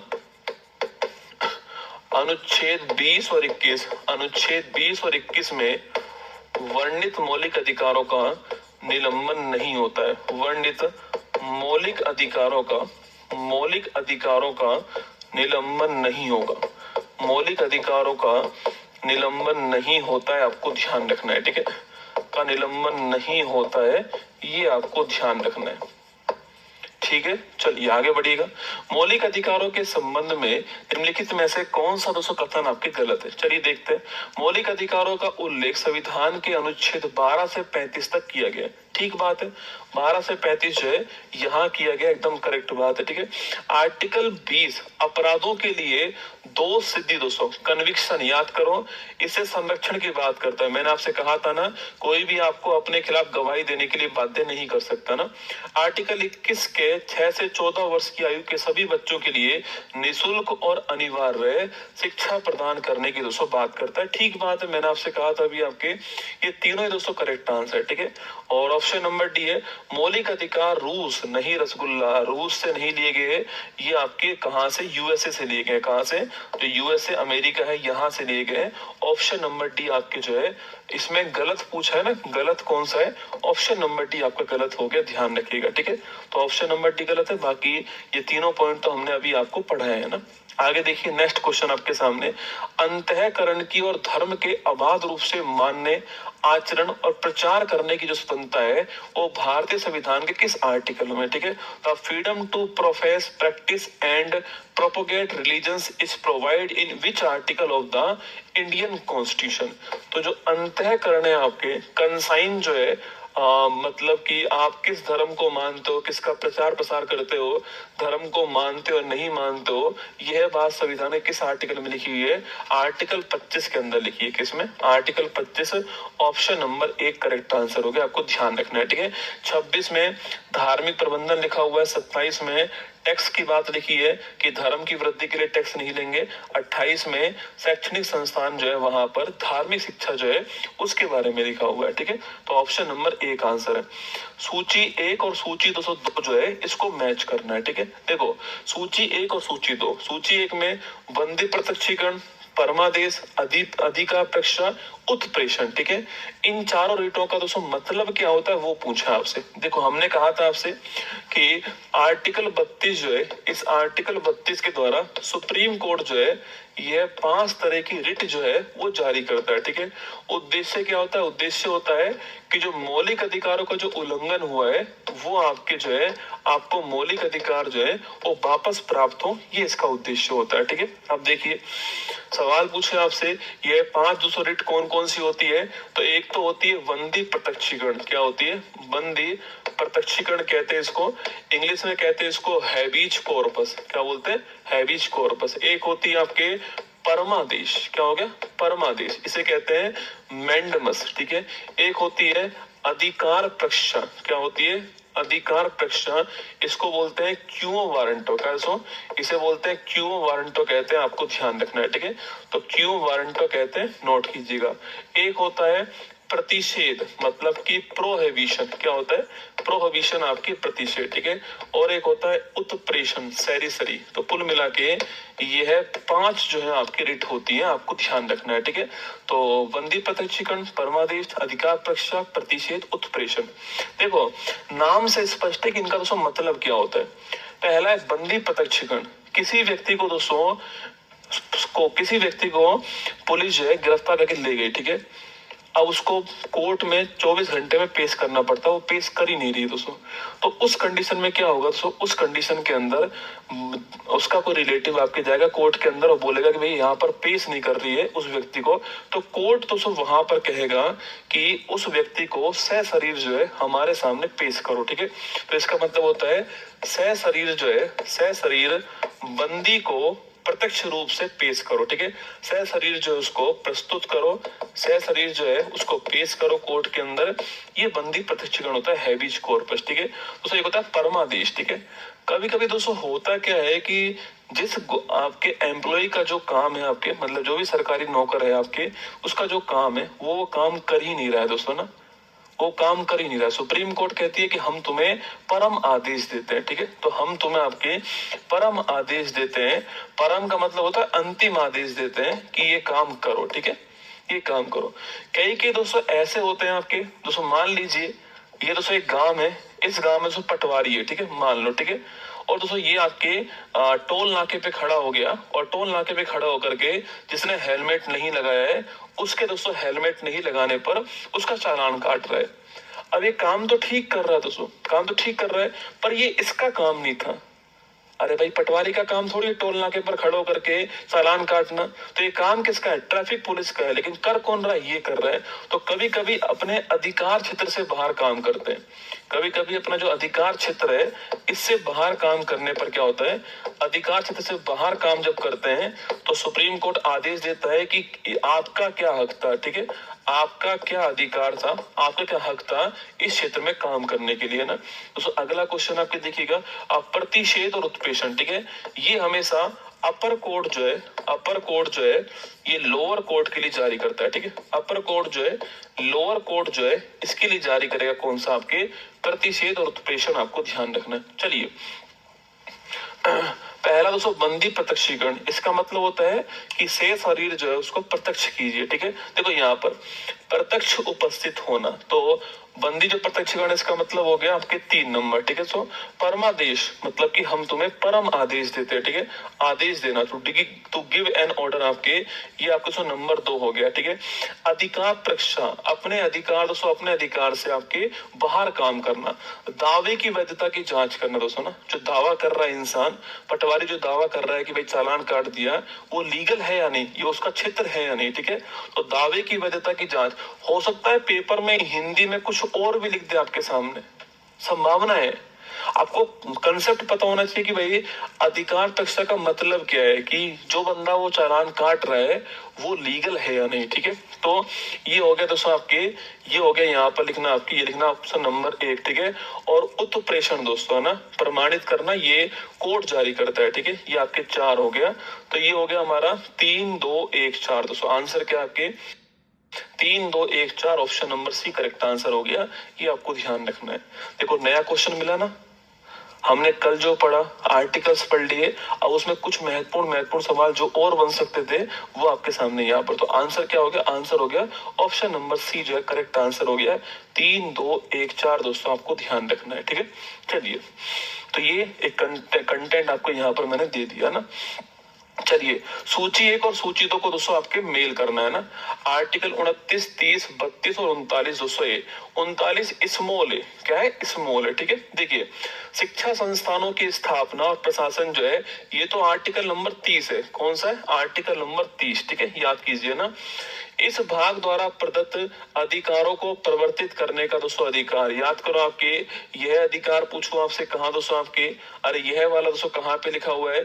अरे यही तो है आपके आर्टिकल 32, संवैधानिक उपचारों का अधिकार। क्या है? संवैधानिक उपचारों का अधिकार। अगर आपके मौलिक अधिकारों का उल्लंघन होता है तो आप सुप्रीम कोर्ट जाइए, मौलिक अधिकार जो है आपके सुप्रीम कोर्ट उन अधिकारों को आपके एनफोर्स करवाएगा, लागू करवाएगा, ठीक है। आर्टिकल 32 है ना, समान न्याय और दोस्तों निःशुल्क विधिक सहायता, ठीक है। इसको आप कैपिटल दोस्तों आपके, इसको कैपिटल ए कर दीजिए ना, इसे कैपिटल आप ए कर दीजिए, यहाँ भी आप कैपिटल ए कर दीजिए ना, यहाँ भी कैपिटल ए कर दीजिए, यहाँ भी कैपिटल ए कर दीजिए। तो ये लिखना दोस्तों आपके, ये आपके हो गया आर्टिकल नंबर 39 कैपिटल ए, ठीक है, ये हो गया ना। जो माइनॉरिटीज है इनके हितों का संरक्षण आपके, ये आर्टिकल 229 हो गया। तो चेक कीजिएगा, पूछूं आपसे दोस्तों ए का क्या आएगा दोस्तों आपके, ए का आएगा 4, ठीक है, ए का 4 आ गया। दोस्तों बी का पूछे आपसे, बी का 1 आ गया। सी का पूछूं आपसे, सी का दोस्तों आपके 2 आ गया। और डी का पूछे आपसे 3 आ गया, ठीक है। तो 4 1 2 3, 4 1 2 3, ऑप्शन नंबर 1 जो है वो करेक्ट आंसर, आपको ध्यान रखना है, ठीक है। इसको कैपिटल 39 कैपिटल ए कर देना ना, फ्री लीगल एड की बात जो है 39 कैपिटल ए ना, ध्यान रखना है। तो आंसर आ गया ऑप्शन नंबर 1 आंसर आ गया, ये आपको ध्यान रखना है। चलिए आगे चलेगा नेक्स्ट आपके, सूची 1 और सूची 2 को दोस्तों मैच करना है, ठीक है। मैंने एक ही सवाल में 5वां सवाल बनाया आपके लिए, इसे सारे आर्टिकल आपके रिवाइज हो जाए। कुछ नया मिलेगा तो यहाँ पे आपके पीवाई को दोस्तों लिखा आ जाएगा, ठीक है, कुछ नया मिलेगा तो ना। चलिए देखिए, आर्टिकल दोस्तों आपके, दोस्तों इसको आपके आर्टिकल 39 दोस्तों ए आपके, आर्टिकल 40 आर्टिकल आपके, इसको कैपिटल ए करना ना, ये मिस्टेक से दोस्तों स्मॉल आ रहा है बार बार, इसे कैपिटल ए कर दीजिएगा ना, कैपिटल ए कर दीजिए, इसको ध्यान रखना। चलो देखो, आर्टिकल 239 कैपिटल ए की बात करूं आपसे तो फ्री लीगल एड की बात करता है, जो कि यहाँ पे कहाँ लिखा हुआ है, देखो ये लिखा हुआ, ये 39 हो गया, ठीक है। पुरुष और दोस्तों स्त्री दोनों का समान कार्य के लिए समान वेतन 39D, मैंने आपसे कहा था ना कि समान कार्य के लिए समान वेतन आपकी 39D हो गया। ग्राम पंचायत आर्टिकल नंबर 40 हो गया, ठीक है। नागरिकों के लिए एक समान सिविल संहिता uniform civil code article number 44 हो गया। आइए कीजिए ऑप्शन दोस्तों, एक का आंसर हो गया क्या आपके, ऑप्शन नंबर एक का आंसर हो गया 2, ठीक है। ऑप्शन बी का आंसर हो गया 3, है ना। ऑप्शन सी का आंसर हो गया 1, ऑप्शन डी का आंसर हो गया 4। तो 2 3 1 4, 2 3 1 4, ऑप्शन नंबर 1 में आपका ठीक आंसर है। 2 3 1 4 आपका ठीक है, ऑप्शन नंबर 1 आपका करेक्ट आंसर हो गया, 2 3 1 4, ठीक है। तो ये आपको ध्यान रखना है। आगे देखिए, भारतीय संविधान में किस अनुच्छेद के तहत स्थानीय स्वशासन को नीति निर्देशक तत्व के रूप में मान्यता दी गई। देखो, जब हमारा संविधान बन के तैयार हुआ तो डीपीएसपी जो है हमारा, जो भाग 4 था दोस्तों, ये हमारा 26 जनवरी 1950 को लागू हो गया था, आप जानते हो, ठीक है। और इसमें आर्टिकल नंबर 40 जो था आपके, वो किसकी बात करता है, जो ग्राम पंचायत है उसकी बात करता है।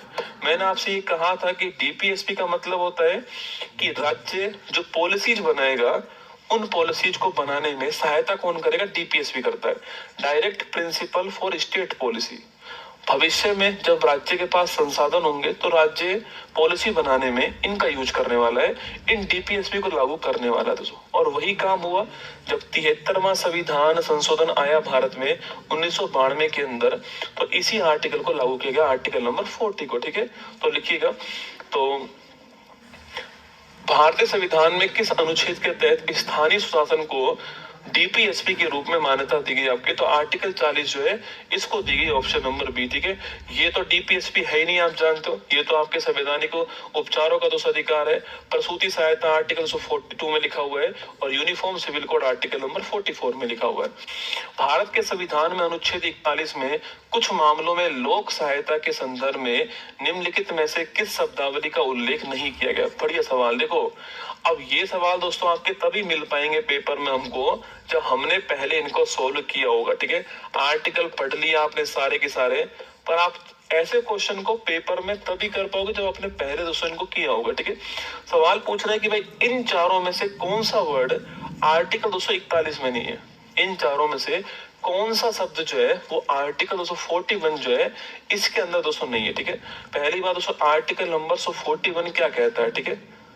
जब दोस्तों राज्य के पास में संसाधन होंगे, जब राज्य के पास में रिसोर्सेज होंगे, संसाधन होंगे दोस्तों आपके, तो वह अपनी सीमाओं के भीतर, अपनी जो बाउंड्री दोस्तों उसके भीतर आपके काम पाने का अधिकार, पहली बात तो, ठीक है, काम का अधिकार, शिक्षा पाने का अधिकार देगा, बेकारी को दोस्तों, बेकारी जो आपके उसको दूर करेगा, ठीक है, बुढ़ापा जो आपके उसमें सहायता करेगा, बीमारी में सहायता करेगा।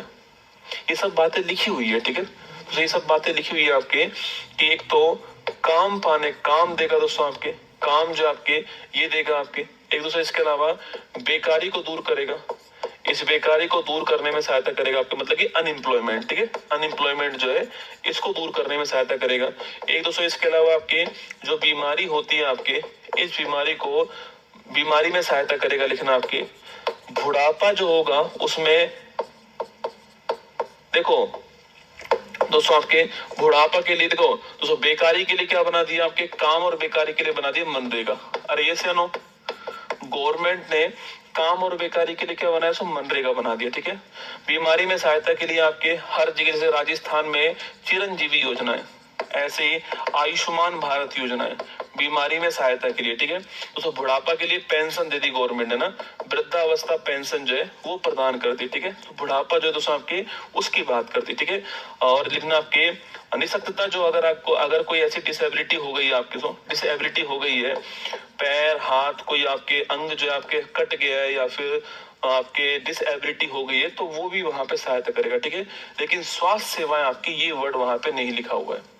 बेकारी लिखा हुआ है, बुढ़ापा लिखा हुआ है, बीमारी लिखा हुआ है, पर जो स्वास्थ्य सेवा है ये वर्ड दोस्तों आपके वहां पे नहीं लिखा हुआ। Option number B correct answer है, ध्यान रखना है। हो सकता है पेपर में इनमें से कुछ और भी दोस्तों आपको दे दे, संभावना है ना भाई, हो सकता है पेपर में इनमें से कुछ और वर्ड भी आपके सामने दोस्तों आ जाए, संभावना है, ठीक है, आ सकता है, ठीक है।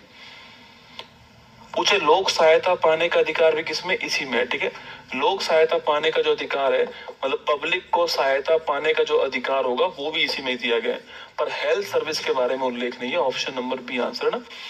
डीपीएसपी के संदर्भ में निम्नलिखित में से कौन सा युग्म आपके सही नहीं है, ठीक है। चलो बढ़िया क्वेश्चन, देखो हम लोग फंडामेंटल राइट ही पढ़ते रहते हैं, पेपर वाला डीपीएसपी पूछ लेता है। देखो दोस्तों, पहला है समान कार्य के लिए समान वेतन, ठीक है, ठीक बात है, आर्टिकल 39D मैंने कहा था आपसे। सहकारी समितियों का संवर्धन, आर्टिकल 43B, ये भी मैंने आपसे कहा था। काम और शिक्षा पाने का दोस्तों अधिकार नहीं, ये आर्टिकल 41, अभी तो मैंने कहा आपसे आर्टिकल 41 जो है काम और शिक्षा पाने का अधिकार, ठीक है। कार्य की मानवीय दशा सुरक्षा, आर्टिकल 42 है ना। जो प्रसूति सहायता है, प्रसूति सहायता जो है ये भी इसी में, ठीक है। प्रसूति सहायता और जो वर्किंग कंडीशन है वो काम करने लायक हो, ठीक है। कोई भी कंपनी है वहां पे जो वर्किंग कंडीशन है वो काम करने लायक होनी चाहिए, ये आपके आर्टिकल नंबर 42 हो गया, ठीक बात है। तो गलत हुआ कौन सा, ऑप्शन नंबर सी गलत हो गया है, ये आपको ध्यान रखना है। चलिए आगे बढ़ेगा।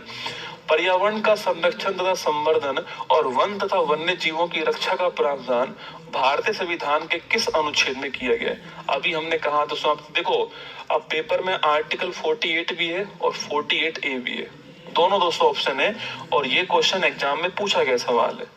अब हम क्या करते हैं, हम 48 ऐसे कुछ याद कर लेते हैं ना, पेपर में कंफ्यूज होते हैं कि 48 था या 48A था।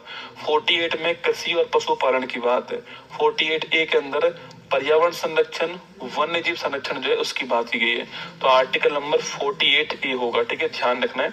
ऑप्शन नंबर 220 जो है करेक्ट आंसर है, आर्टिकल नंबर 48A होने वाला है। सवाल आपसे कभी भी दोस्तों एग्जाम में पूछ सकता, तैयार रहना, ठीक है। चलिए, जब आप किसी निजी पार्टी में देखते हैं कि भारतीय ध्वज का उपयोग वक्ता की मेज को ढकने के लिए किया जाता है, तो मौलिक कर्तव्य का कौन सा आर्टिकल लागू होता है। वाह, अरे मैं तुमसे फिर कह रहा हूँ, ये शिव शक्ति बैच तुम्हारे लिए वरदान होगा।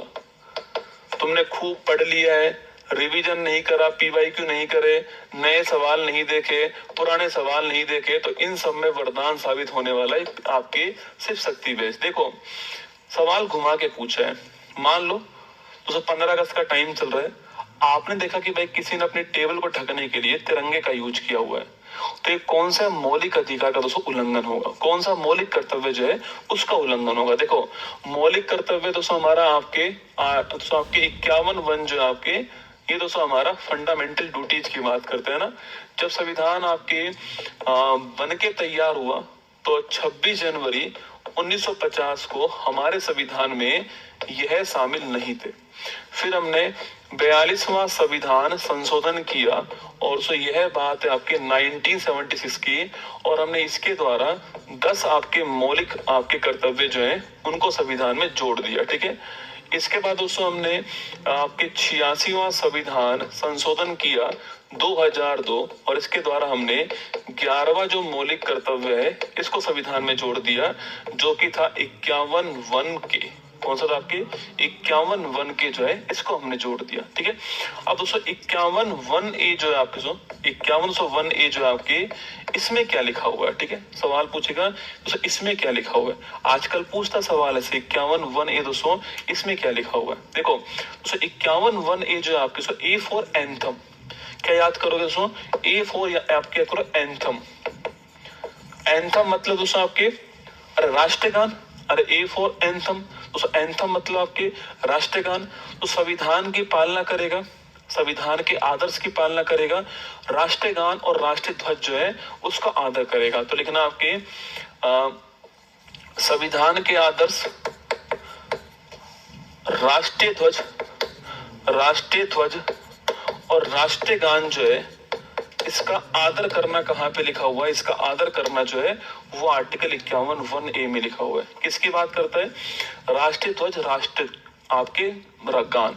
तो एंथम से दिमाग रखना, ठीक है, ए फॉर एंथम, एंथम से दिमाग में रखना कि भाई राष्ट्रीय ध्वज और राष्ट्रीय गान।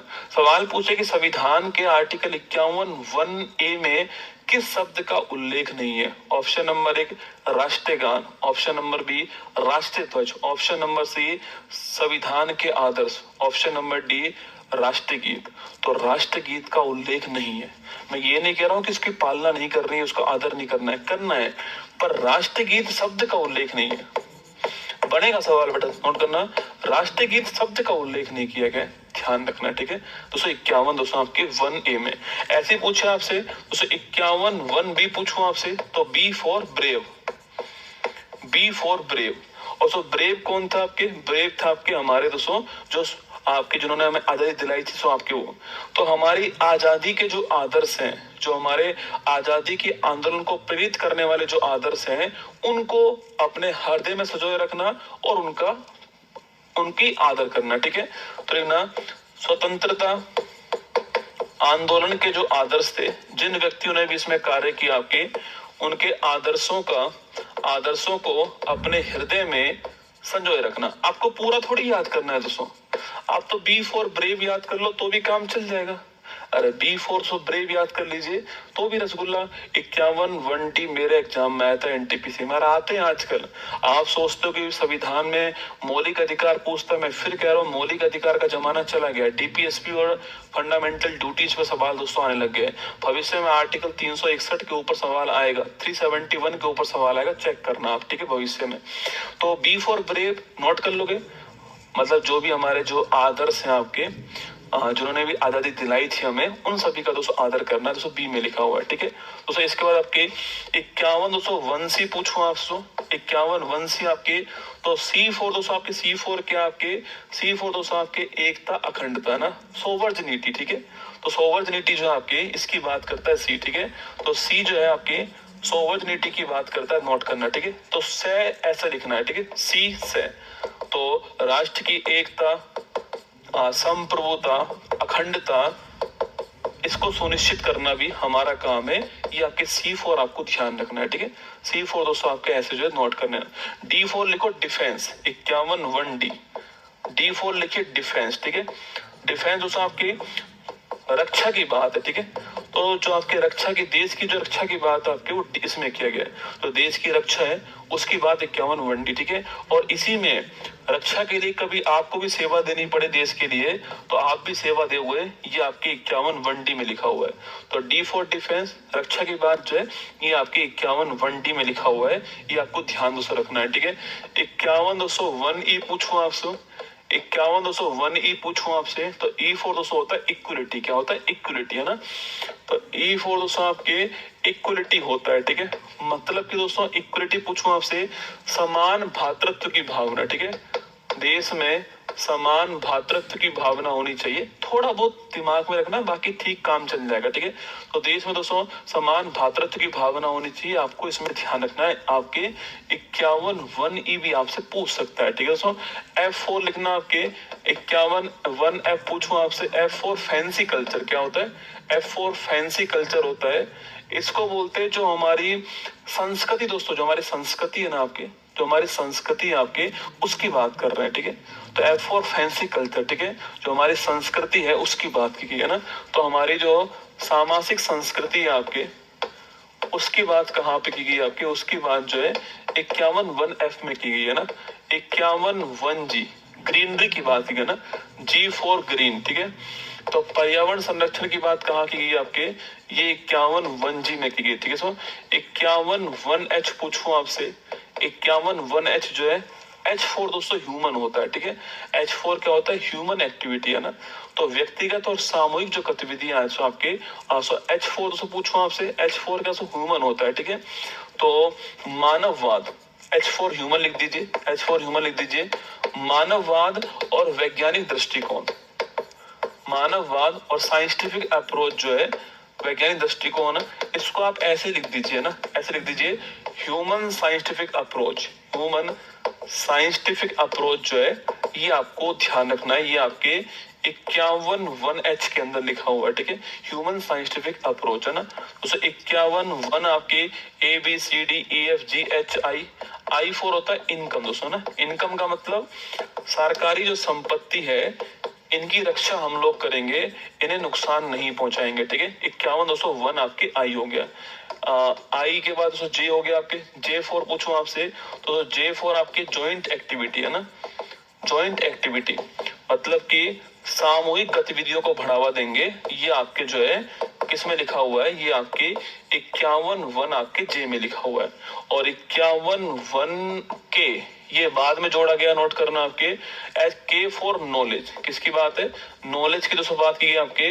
तो जो आपके शिक्षा वाली बात है वो कहाँ पे लिखी हुई है, 51 के में लिखी हुई है। आने दो एग्जाम को, टफ से टफ क्या पूछेगा, इनके बारे में पूछेगा।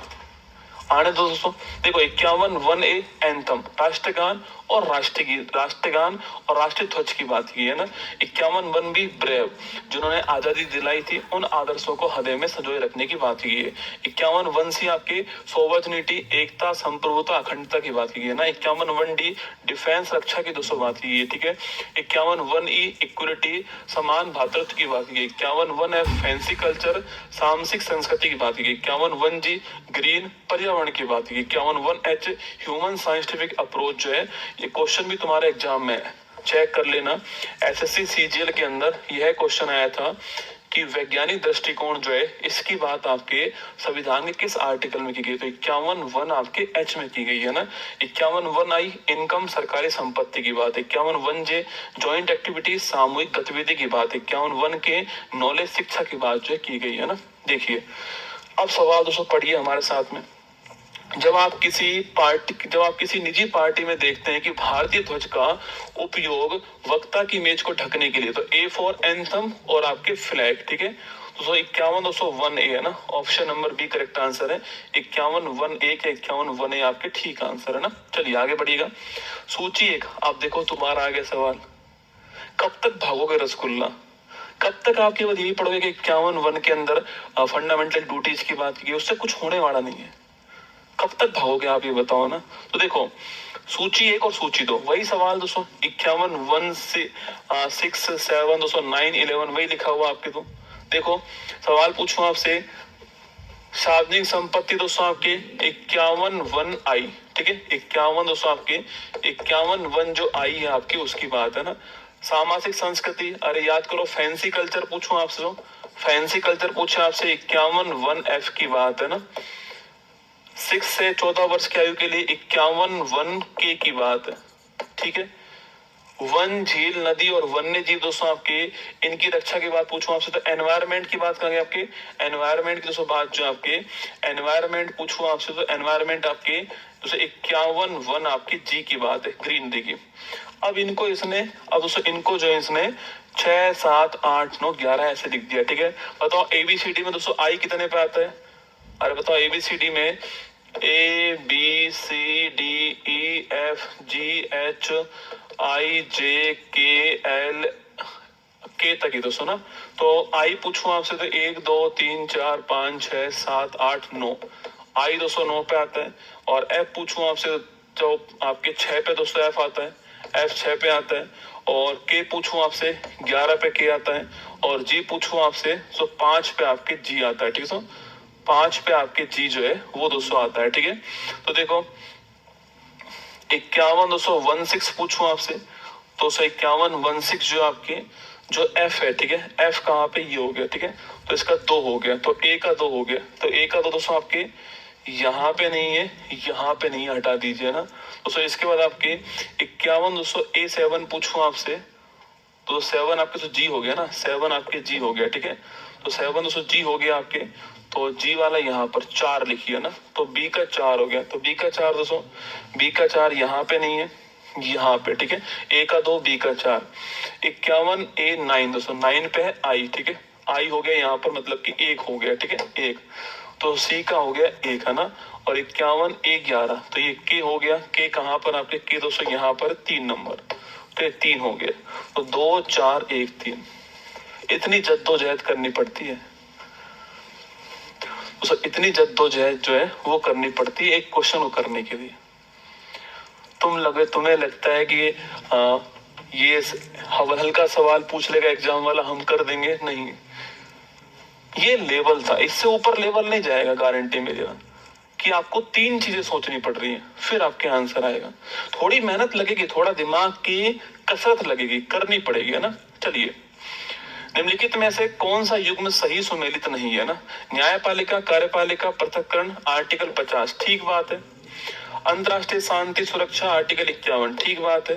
भारत का राष्ट्रपति होगा 53 नहीं दोस्तों 52 में लिखा हुआ है 52। 53 में तो राष्ट्रपति के पास में कार्यपालिका शक्ति की बात की गई है। ठीक है, चलिए राष्ट्रपति का निर्वाचन आर्टिकल 54, निर्वाचन में कौन कौन भाग लेगा वो है।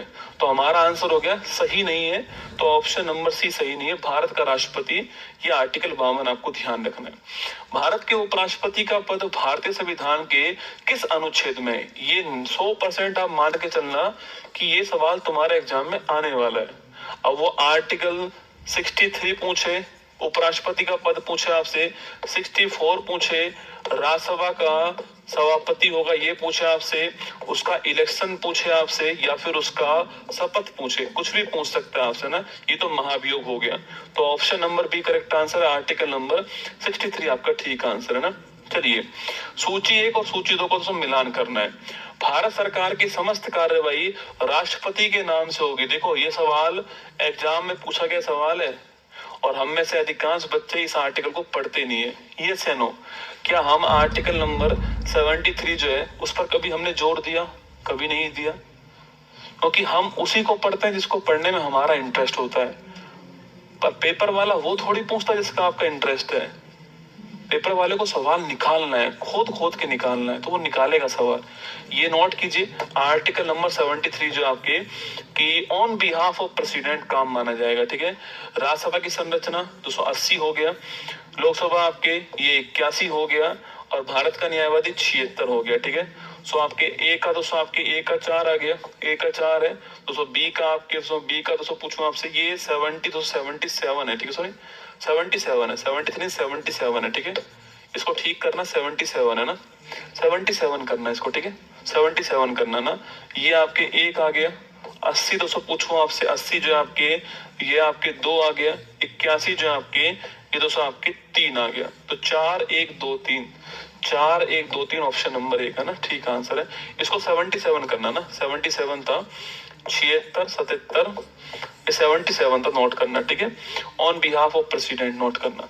भारत के संविधान का कौन सा अनुच्छेद राष्ट्रपति को संसद के दोनों सदनों की संयुक्त बैठक बुलाने की शक्ति प्रदान करता है? मैंने कहा था आपसे आर्टिकल 108 याद करो, आर्टिकल 108 के अंदर ज्वाइंट सिटिंग जो है इसको बुलाने की पावर जो है दी गई है। ठीक है, मैंने आपसे ये भी कहा था कि ज्वाइंट सिटिंग जो है इसको बुलाया कौन? राष्ट्रपति बुलाता है इसको ना।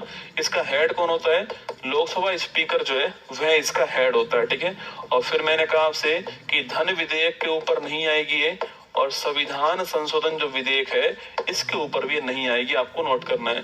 अब तक केवल 3 बार आपके ज्वाइंट सिटिंग हुई है, तो हमारा option number C correct answer हो गया। संसद के विश्रांति काल में अध्यादेश प्रख्यापित करने की राष्ट्रपति की शक्ति भारतीय संविधान के किस आर्टिकल में? अरे ऑर्डिनेंस लाने की पावर राष्ट्रपति के बारे में पूछूं आपसे, आर्टिकल नंबर 123 के अंदर option number C. 124 supreme court की बात करता है, 129 सुप्रीम कोर्ट का जो आपके रिकॉर्ड कोर्ट है अभिलेख न्यायालय उसकी बात करता है, और 127 आपके अडोक जो जज है आपके उनकी बात करता है। ठीक है, तो अडोक न्यायाधीश की बात करता है। हमारा answer option number C correct answer, ध्यान रखना है ना। सूची 1 और सूची 2 को दोस्तों आपको मिलाना है। ठीक है, राज्यों का राज्यपाल 153 के अंदर मैंने लिखाया हुआ राज्यों का राज्यपाल 153। ठीक है, राज्यपाल दोस्तों अपॉइंटमेंट पूछूं आपसे 155 के अंदर ना, 153 में राज्यपाल होगा, 154 में उसके पास में कौन सी पावर होंगी? आपके जो कार्यपालिका शक्ति है वो होंगी, 155 में उसका अपॉइंटमेंट होगा। ठीक है, उच्चतम न्यायालय से परामर्श की शक्ति आपके 143 के अंदर। ठीक है, और भारत का महान्यायवादी दोस्तों आर्टिकल नंबर 148 के अंदर। सो ऑप्शन नंबर 1 का आंसर 3 हो गया है, ऑप्शन नंबर बी का आंसर 4 हो गया है, ऑप्शन नंबर सी का आंसर 1 हो गया है, और इसका 2 हो गया। तो 3 4 1 2, 3 4 1 2 option number D correct answer, आपको ध्यान रखना है 3 4 1 2 ना। चलिए, भारतीय संविधान का कौन सा अनुच्छेद किसी राज्य के राज्यपाल को क्षमादान की शक्ति प्रदान दोस्तों करता है? ठीक है, और राज्यपाल के पास में क्षमादान की पावर पूछूं आपसे कहां पर आपके दोस्तों, देखो वहां पर तो 72 में राष्ट्रपति के पास थी, यहाँ पर 161 में राज्यपाल के पास पास है, ठीक है। Option number B answer. फिर भी दो कौन कौन सी पावर नहीं है आपके, एक तो कैपिटल पनिशमेंट जो है इसको माफ नहीं कर सकता है, एक मार्शल लॉ जो है इसको माफ नहीं कर सकता है, आपको ध्यान रखना है, ठीक है। Option number B correct answer है। सूची 1 और सूची 2 में आपके कथन गलत जो है वो बताना है, ठीक है। आर्टिकल नंबर देखो, अभी सवाल को हम छोड़ देते हैं, हम मुद्दा ही नहीं मानते, हम तो संसद 79, 80 राज्यसभा, 81 लोकसभा, चाहे ये हमको 25 बार याद हो चुका है, फिर भी हम जब भी पढ़ेंगे ना भविष्य में इन्हीं को पढ़ते हैं, इन पे ध्यान तो देते नहीं। मैंने आपसे कहा था कि आर्टिकल 168 आपके जो वहां पर 79 में लिखा हुआ है वो यहाँ पे लिखा हुआ है 168 में, ठीक है। जो वहां 80 में लिखा हुआ है वो यहाँ पर 169 में, जो वहां 81 में लिखा हुआ है वो यहाँ पे लिखा हुआ है। देखो 168 राज्य में विधानमंडल की बात करता है, ठीक है। 169 पूछो आपसे, राज्य में जो विधान परिषद है उसकी बात करता है। 170 आपके जो विधानसभा है उसकी बात करता है। 171 जो विधान परिषद है आपके उसकी संरचना की बात करता है ना, संरचना। तो 171 गलत लिखा हुआ है, लोकसभा नहीं होगा आपके, विधानसभा की संरचना होगा, ध्यान रखना है, ठीक है। तो option number D correct answer है, गलत ही पूछा है यहाँ पर, फॉल्स ही पूछा है, ठीक है। Option number D correct answer है। सूची 1 और सूची 2 को फिर मैच करो। मैंने वो सवाल तो लिए नहीं है ना कि संसद किस आर्टिकल में, क्यों ही कराऊं उसको, तो आप जानते हो सवाल जो आपने कम सुने हैं, कम ध्यान दिया है, उन पे आपको जोर देने की बात कर रहा हूँ। देखो आर्टिकल 171, अभी मैंने कहा आपसे जो विधान परिषद है, अच्छा यहाँ आ जाओ, राज्यपाल दोस्तों इसका विशेष अधिवेशन पूछूं आपसे, जो बात वहां पर आर्टिकल नंबर 287 में लिखी हुई है, याद करो राष्ट्रपति का जो विशेष अधिवेशन था दोस्तों, जो बात वहां पर आर्टिकल नंबर 87 में लिखी हुई है वो बात यहाँ पर 176 में लिखी हुई है, ठीक है, याद कीजिए। विधानमंडल का सचिवालय दोस्तों आपके, ये आपके 17 आपसे, ये आपके जो है आपके, ये आपके दोस्तों आपके 1 आपके, चलो छोड़ दो इसको ना, ये आपके 187 में लिखा हुआ है, ठीक है।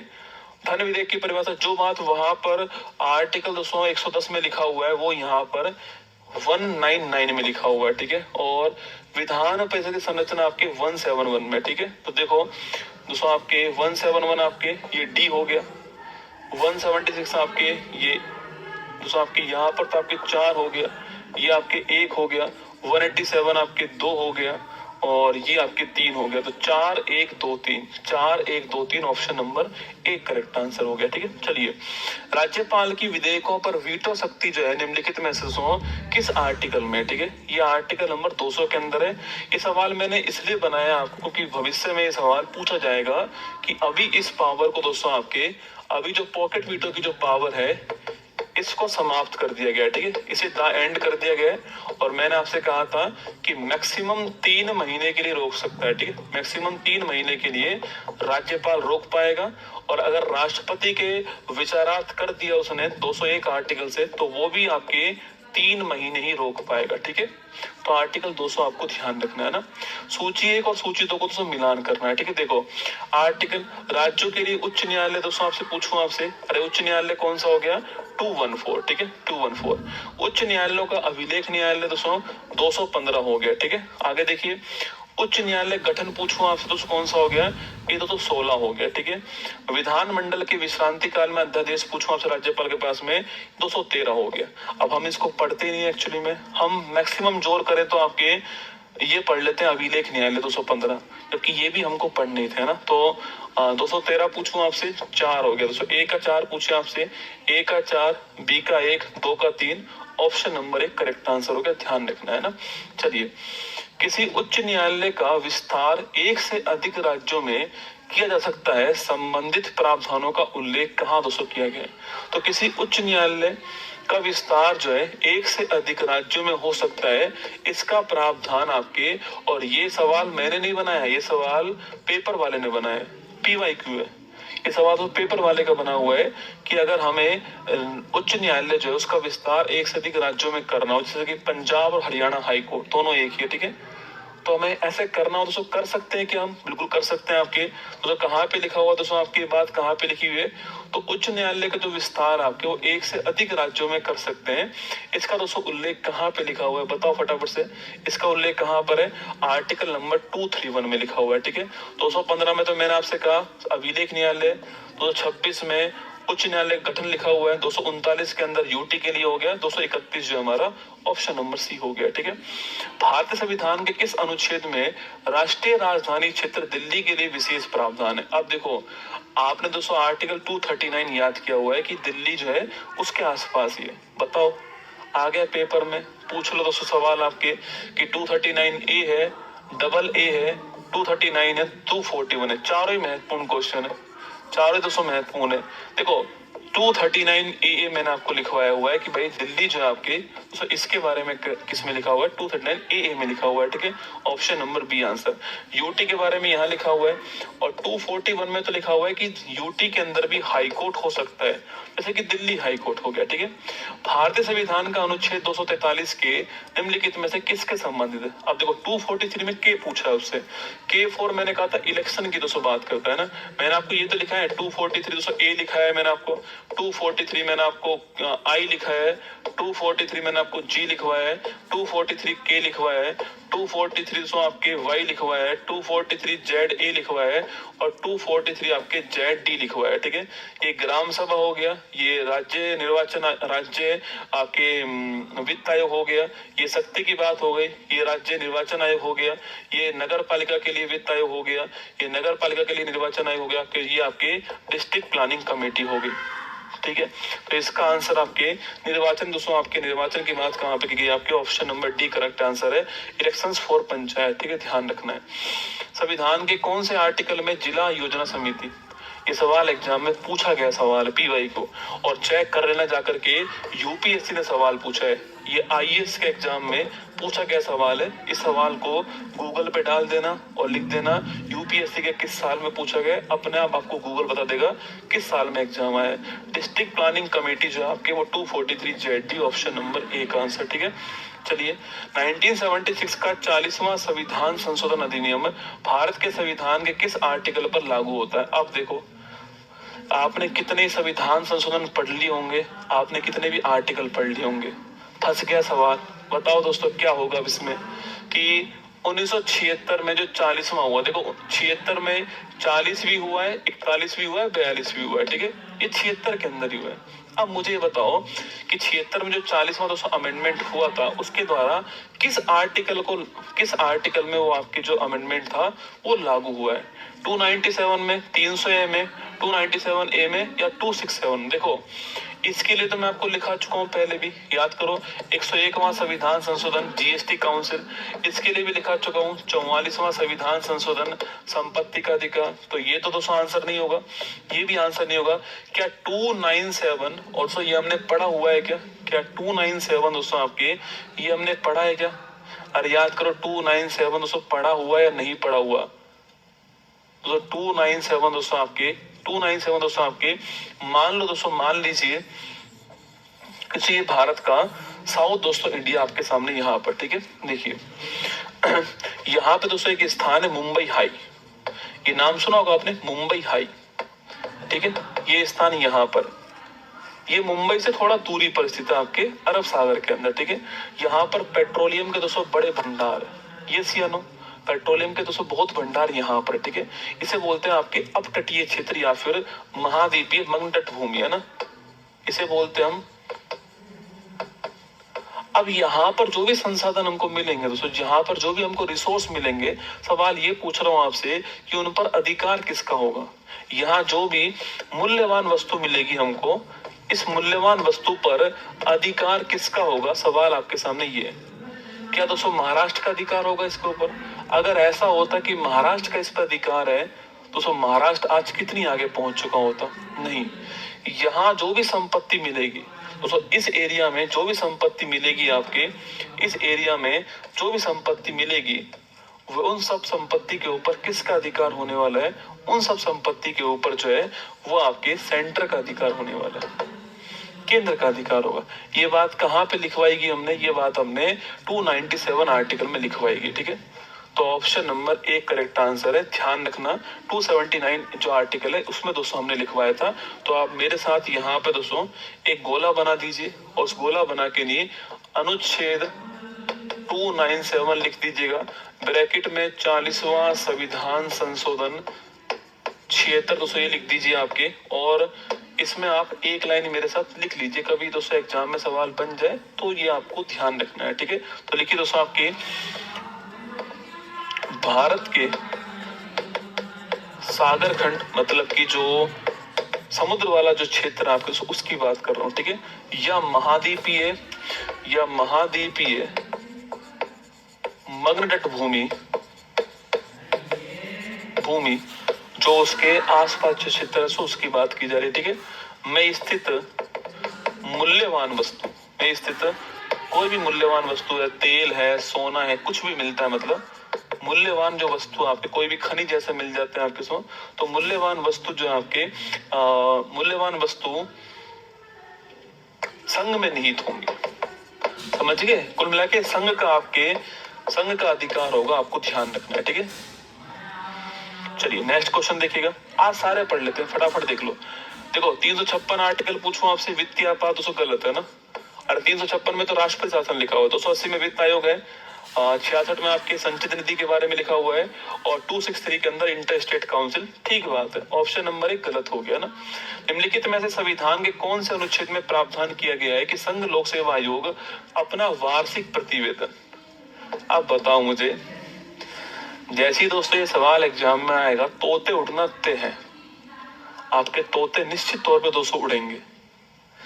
पढ़ने से सिलेक्शन किसी का नहीं हुआ आज तक, स्मार्ट अप्रोच चाहिए। आपने जो पढ़ा है चेक करो पेपर में क्या वो पूछना चाह रहा है, कोई नया सवाल। तो अगर ये पेपर में सवाल आ गया ना, तो मेरिट डिसाइड करने वाले सवाल ये होते हैं।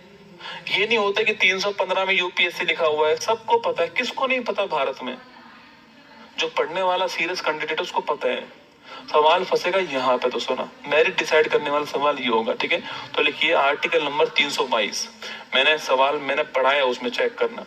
संविधान के कौन से अनुच्छेद में राष्ट्रीय अनुसूचित जनजाति आयोग, ठीक है, national commission for scheduled tribe. देखो 338 में क्या लिखा हुआ आपके, national commission for schedule caste. 338 ए में लिखा हुआ है national commission for schedule tribe, है ना।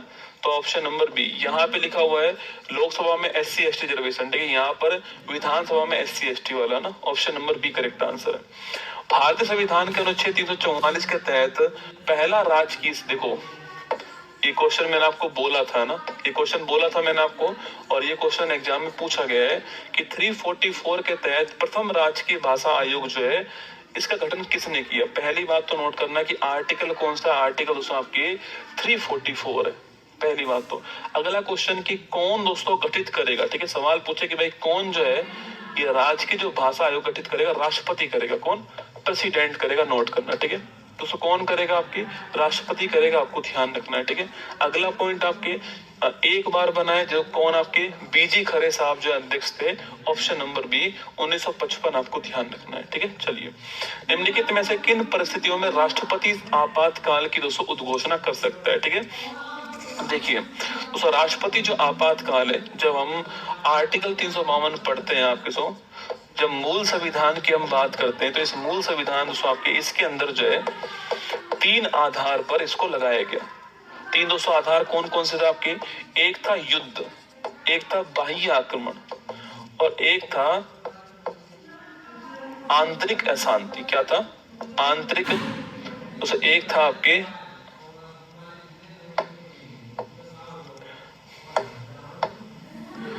दोस्तों आपके आंतरिक अशांति। ये 3 आधार थे जब हमने 352 को संविधान में डाला था, आपके 3 आधार थे, ठीक है। लेकिन दोस्तों हमने 44वां संविधान संशोधन कर दिया और हमने युद्ध वाले को ले लिया, ठीक है, रहेगा। बाह्य आक्रमण ले लिया, लेकिन इसके स्थान पर हमने आर्म रिवोल्ट वर्ड जो है इसको डाल दिया, ठीक है। तो इंटरनल डिस्टरबेंस जो है इसके स्थान पर आर्म रिवोल्ट जो है इस वर्ड को हमने डाला था, आपको ध्यान रखना है, ठीक है। देखो आर्म रिवोल्ट करेक्ट आंसर है, युद्ध बाह्य आक्रमण से करेक्ट आंसर, ठीक है। वित्तीय संकट ये आर्टिकल 360 हो गया, ये भी ठीक आंसर है। भाई आपातकाल तो लगा ही सकता है ना, लेकिन सरकार के चुनाव रद्द होने पे ये कोई दोस्तों आधार नहीं है, ठीक है, ये कोई आधार नहीं है। सवाल पूछ रहे कौन कौन से दोस्तों आधार हो सकते हैं, तो 1 2 4 ऑप्शन नंबर डी आपके आधार हो सकते हैं ना। 1 2 4 जो है ये आपके दोस्तों आधार जो है वो हो सकते हैं, ठीक है। चलिए 323, अरे 323 में तो वो लिखा हुआ है रे भाई, दोस्तों 323 दोस्तों ए जो है आपकी, इसमें तो क्या लिखा हुआ आपके, ये CAT दोस्तों वो लिखा हुआ है ना इसमें तो, ठीक है। चलिए 300 MB चला गया, कहाँ चला गया। किस अनुच्छेद के तहत भारतीय संविधान में संशोधन कर सकते हैं दोस्तों ना, जो भारतीय संविधान आपके, इसमें पूछूं आपसे संशोधन किस आर्टिकल द्वारा होगा आपके, तो मैंने कहा था 368 दोस्तों ऑप्शन नंबर 1 करेक्ट आंसर है इसके द्वारा, ठीक है। 368 जो है ये आपको नोट करना है, इसके द्वारा दोस्तों हम संशोधन जो है वो कर सकते हैं, आपको ध्यान रखना है, ठीक है। तो मैंने 323 नहीं लगाया है क्या उसमें, क्या लगाया दोस्तों मैंने उसमें, अरे 323 भाई, तुम कर क्या रहे हो रे, तुम नींद ले रहे हो क्या, तुम सो रहे हो, तुम नींद तो नहीं ले रहे। लिस्ट है कि इसमें आर्टिकल वाली डाली हुई क्या, कल वाली क्लास वाली, हाँ डाली हुई ना, तभी तो पढ़ाई मैंने।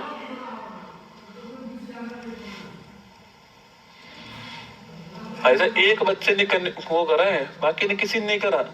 तुम इतने हजार लाइव हो, किसी ने भी ध्यान नहीं दिया कि प्रतिवेदन 323 के अंदर लिखा हुआ है। मैंने गलती से 322 टिक कर दिया है, पर प्रतिवेदन किसमें, 323 के अंदर प्रतिवेदन है, ठीक है। 323 करना है उसका ना, बढ़िया है। अब तुम्हारा गलत कभी नहीं होगा पेपर में सवाल अगर आया तो, बस 2 सवाल और बाकी है, ठीक है। 323 करना भाई उसको ना, ठीक, वेरी गुड, जिसने बताया था धन्यवाद। सूची 1 और सूची 2 को मिलाइए, ठीक है। राष्ट्रपति राज्यपाल के पास संरक्षण पूछो आपसे, अरे 361 आर्टिकल। महापतन दोस्तों मैंने लिखा था 364, याद करो ना, पोर्ट्स के बारे में जो लिखा हुआ है ना, उनके एम्बेसीज और पोर्ट्स के बारे में। संविधान संशोधन 368 हो गया, वित्तीय आपातकाल 360 हो गया। तो ए का हो गया 4, बी का दोस्तों आपके 1 हो गया, सी का हो गया 2 और डी का हो गया 3। तो 4 1 2 3, 4 1 2 3 ऑप्शन नंबर 1 करेक्ट आंसर हो गया ना। चलिए भारतीय संविधान में बिहार पुलिस में पूछा था, बढ़िया बात है। भारतीय संविधान द्वारा अनुच्छेद 368 के अनुसार कितने प्रकार के संशोधन दोस्तों संविधान में कर सकते हैं, ठीक है। देखो ये क्वेश्चन नया क्वेश्चन है, हमने 368 हमने पढ़ा है किसके बारे में, आपके संविधान में संशोधन के बारे में, किसके बारे में, संविधान में संशोधन जो है इसके बारे में दोस्तों। आर्टिकल कौन सा है, 368 जो आर्टिकल है वह संविधान में संशोधन दोस्तों इसकी बात करता है, ठीक है। सवाल दोस्तों आपसे यहाँ पर ये पूछा है कि भाई संशोधन जो है वो कितने तरीके से दोस्तों हो सकता है। देखो एक तो हो सकता है विशेष बहुमत के द्वारा, किसके द्वारा दोस्तों, आपके विशेष बहुमत जो है इसके द्वारा संविधान में हम लोग जो है संशोधन कर सकते हैं, ठीक है। विशेष बहुमत का मतलब होता है उपस्थित और मतदान का, उपस्थित और मतदान का 2/3, ठीक है।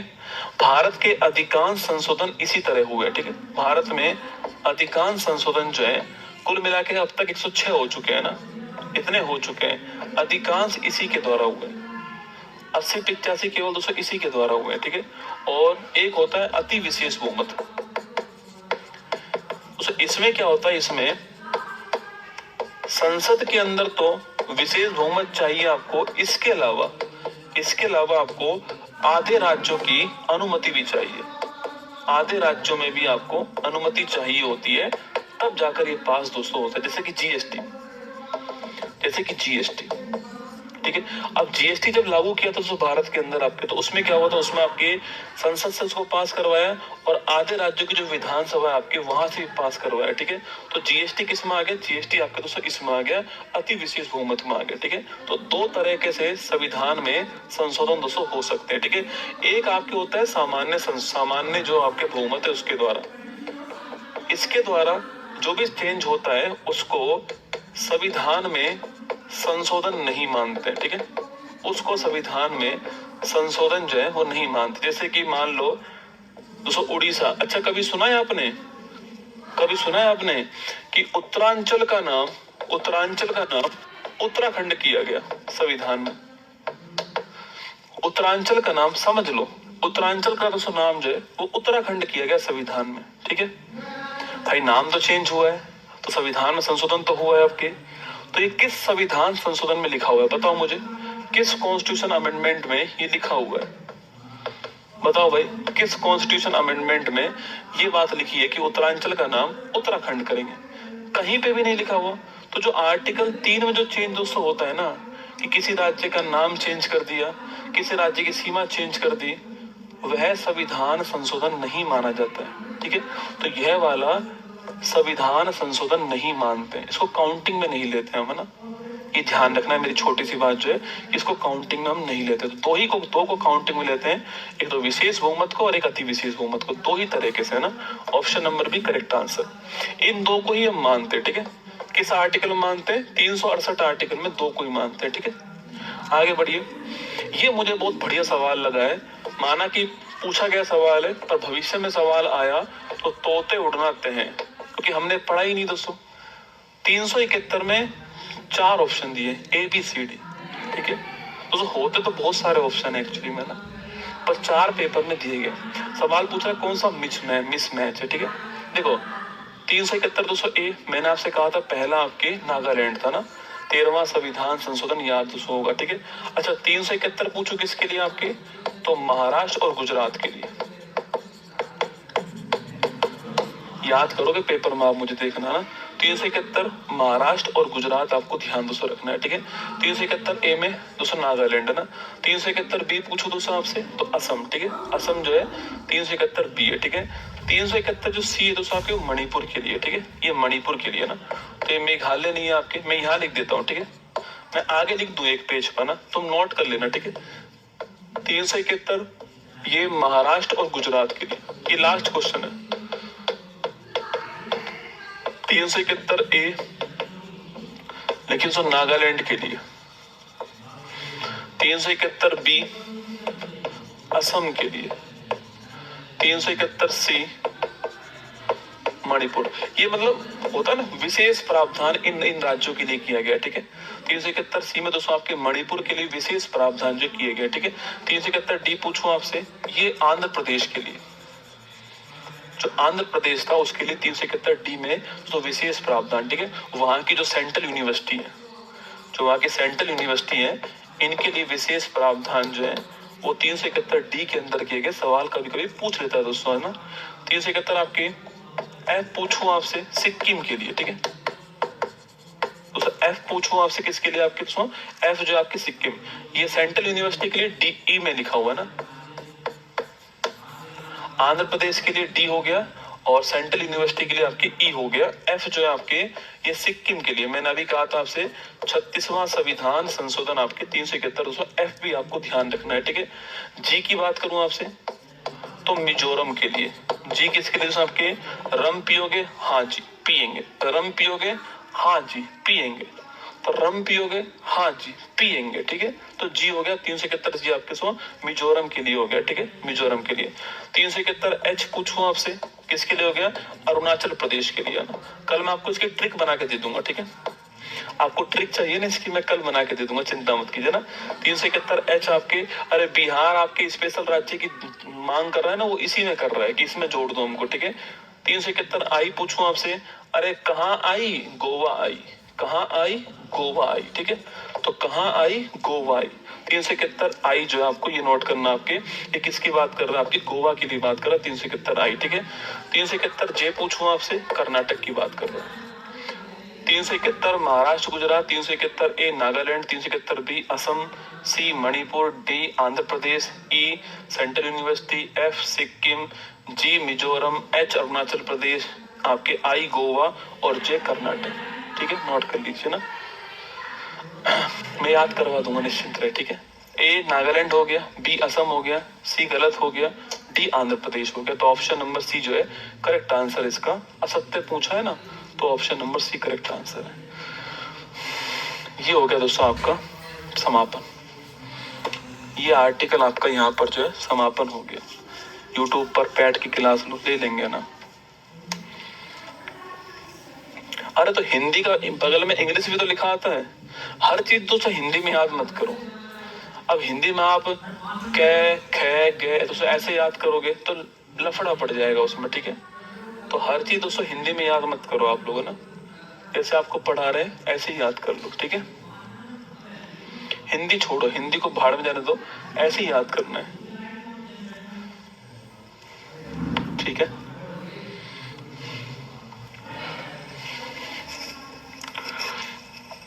तो ये आपका यहाँ पर जो है मेरी तरफ से आर्टिकल वाला पोर्शन, कल मैंने आपको पढ़ाया और आज भी पढ़ाया, तो 2 आर्टिकल वाले पोर्शन जो है 2 दिन मैंने पढ़ाया, एक दिन मैंने आपको कंटेंट पढ़ाया और एक दिन मैंने आपको क्वेश्चन आंसर करा दिए। जो भी क्वेश्चन बन सकते थे मैंने आपको पढ़ा दिए। तो मुझे उम्मीद है कि आपको कुछ नया सीखने को मिला होगा। ठीक है, कुछ और कंटेंट आपको जितना आपने पढ़ा हुआ उससे बेहतर कंटेंट मैंने आपको यहाँ पर देने का प्रयास किया है। ठीक है, एक तो कल आपकी छुट्टी रहेगी, है ना। कल जो है 4 बजे क्लास आपकी नहीं होगी, क्योंकि कल निर्मल सर का बर्थडे है 13 तारीख है। तो कल जो है मैं यहाँ पे रहूंगा नहीं, बहुत सारे प्रोग्राम है कल, उन प्रोग्राम में रहूंगा। तो कल आपका ऑफ रहेगा। ठीक है, कल 4 PM वाली क्लास जो है इसका ऑफ रहेगा। ठीक है, परसों आपकी क्लास होगी, है ना, परसों क्लास होगी, कल 4 PM क्लास आपकी ऑफ रहेगी। ठीक है, तो कल आप रिवीजन कर लीजिएगा 4 PM, परसों आपकी क्लास जो होने वाली है। ठीक है, चलिए, ऑल द बेस्ट आपको। और एक बच्चे का ऊपर कमेंट आ रहा था ना, एक बार दिखाना ऊपर। और ऊपर, अरे ऊपर का मतलब क्या होता है?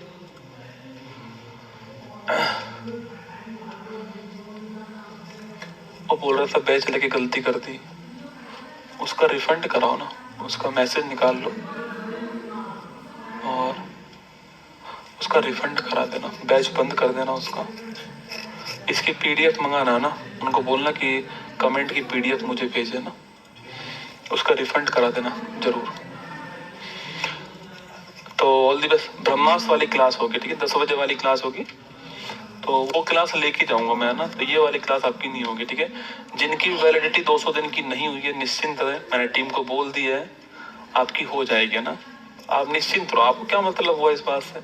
जब मैंने आपको बोल दिया कि 200 डेज आपको मिलेंगे बैच को पढ़ने के लिए, समझने के लिए, तो पढ़ लेना, निश्चिंत रहो। ठीक है, आर्टिकल 370 में क्या, जम्मू कश्मीर ही है अभी भी, कुछ पोर्शन उसका हट गया, बाकी पोर्शन है।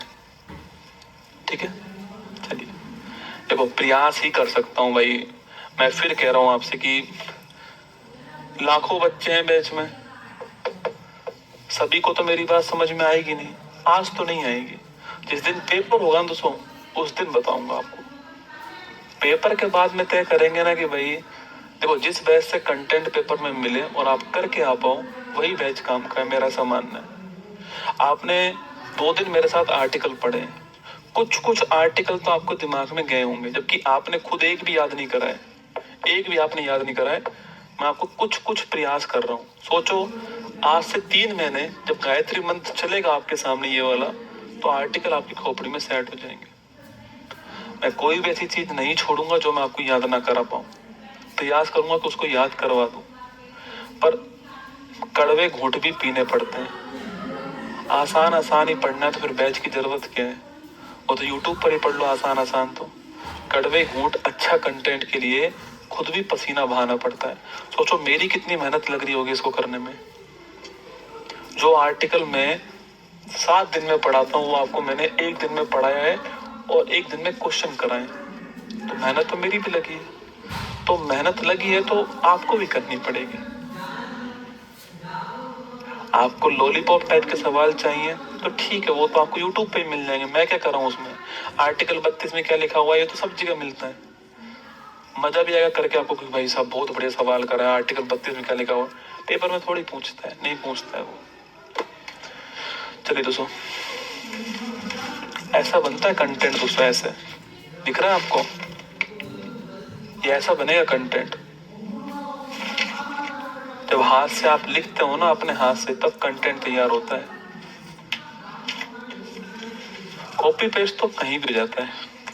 ऑल दी बेस्ट, आपको ध्यान रखना। मैं फिर मिलूंगा आपसे कल सुबह 6 बजे आपके यूट्यूब। कल निर्मल सर का बर्थडे, कल केक भी काटेंगे, निर्मल सर भी आपके बीच में रहने वाले हैं। ऑल दी बेस्ट, जय हिंद।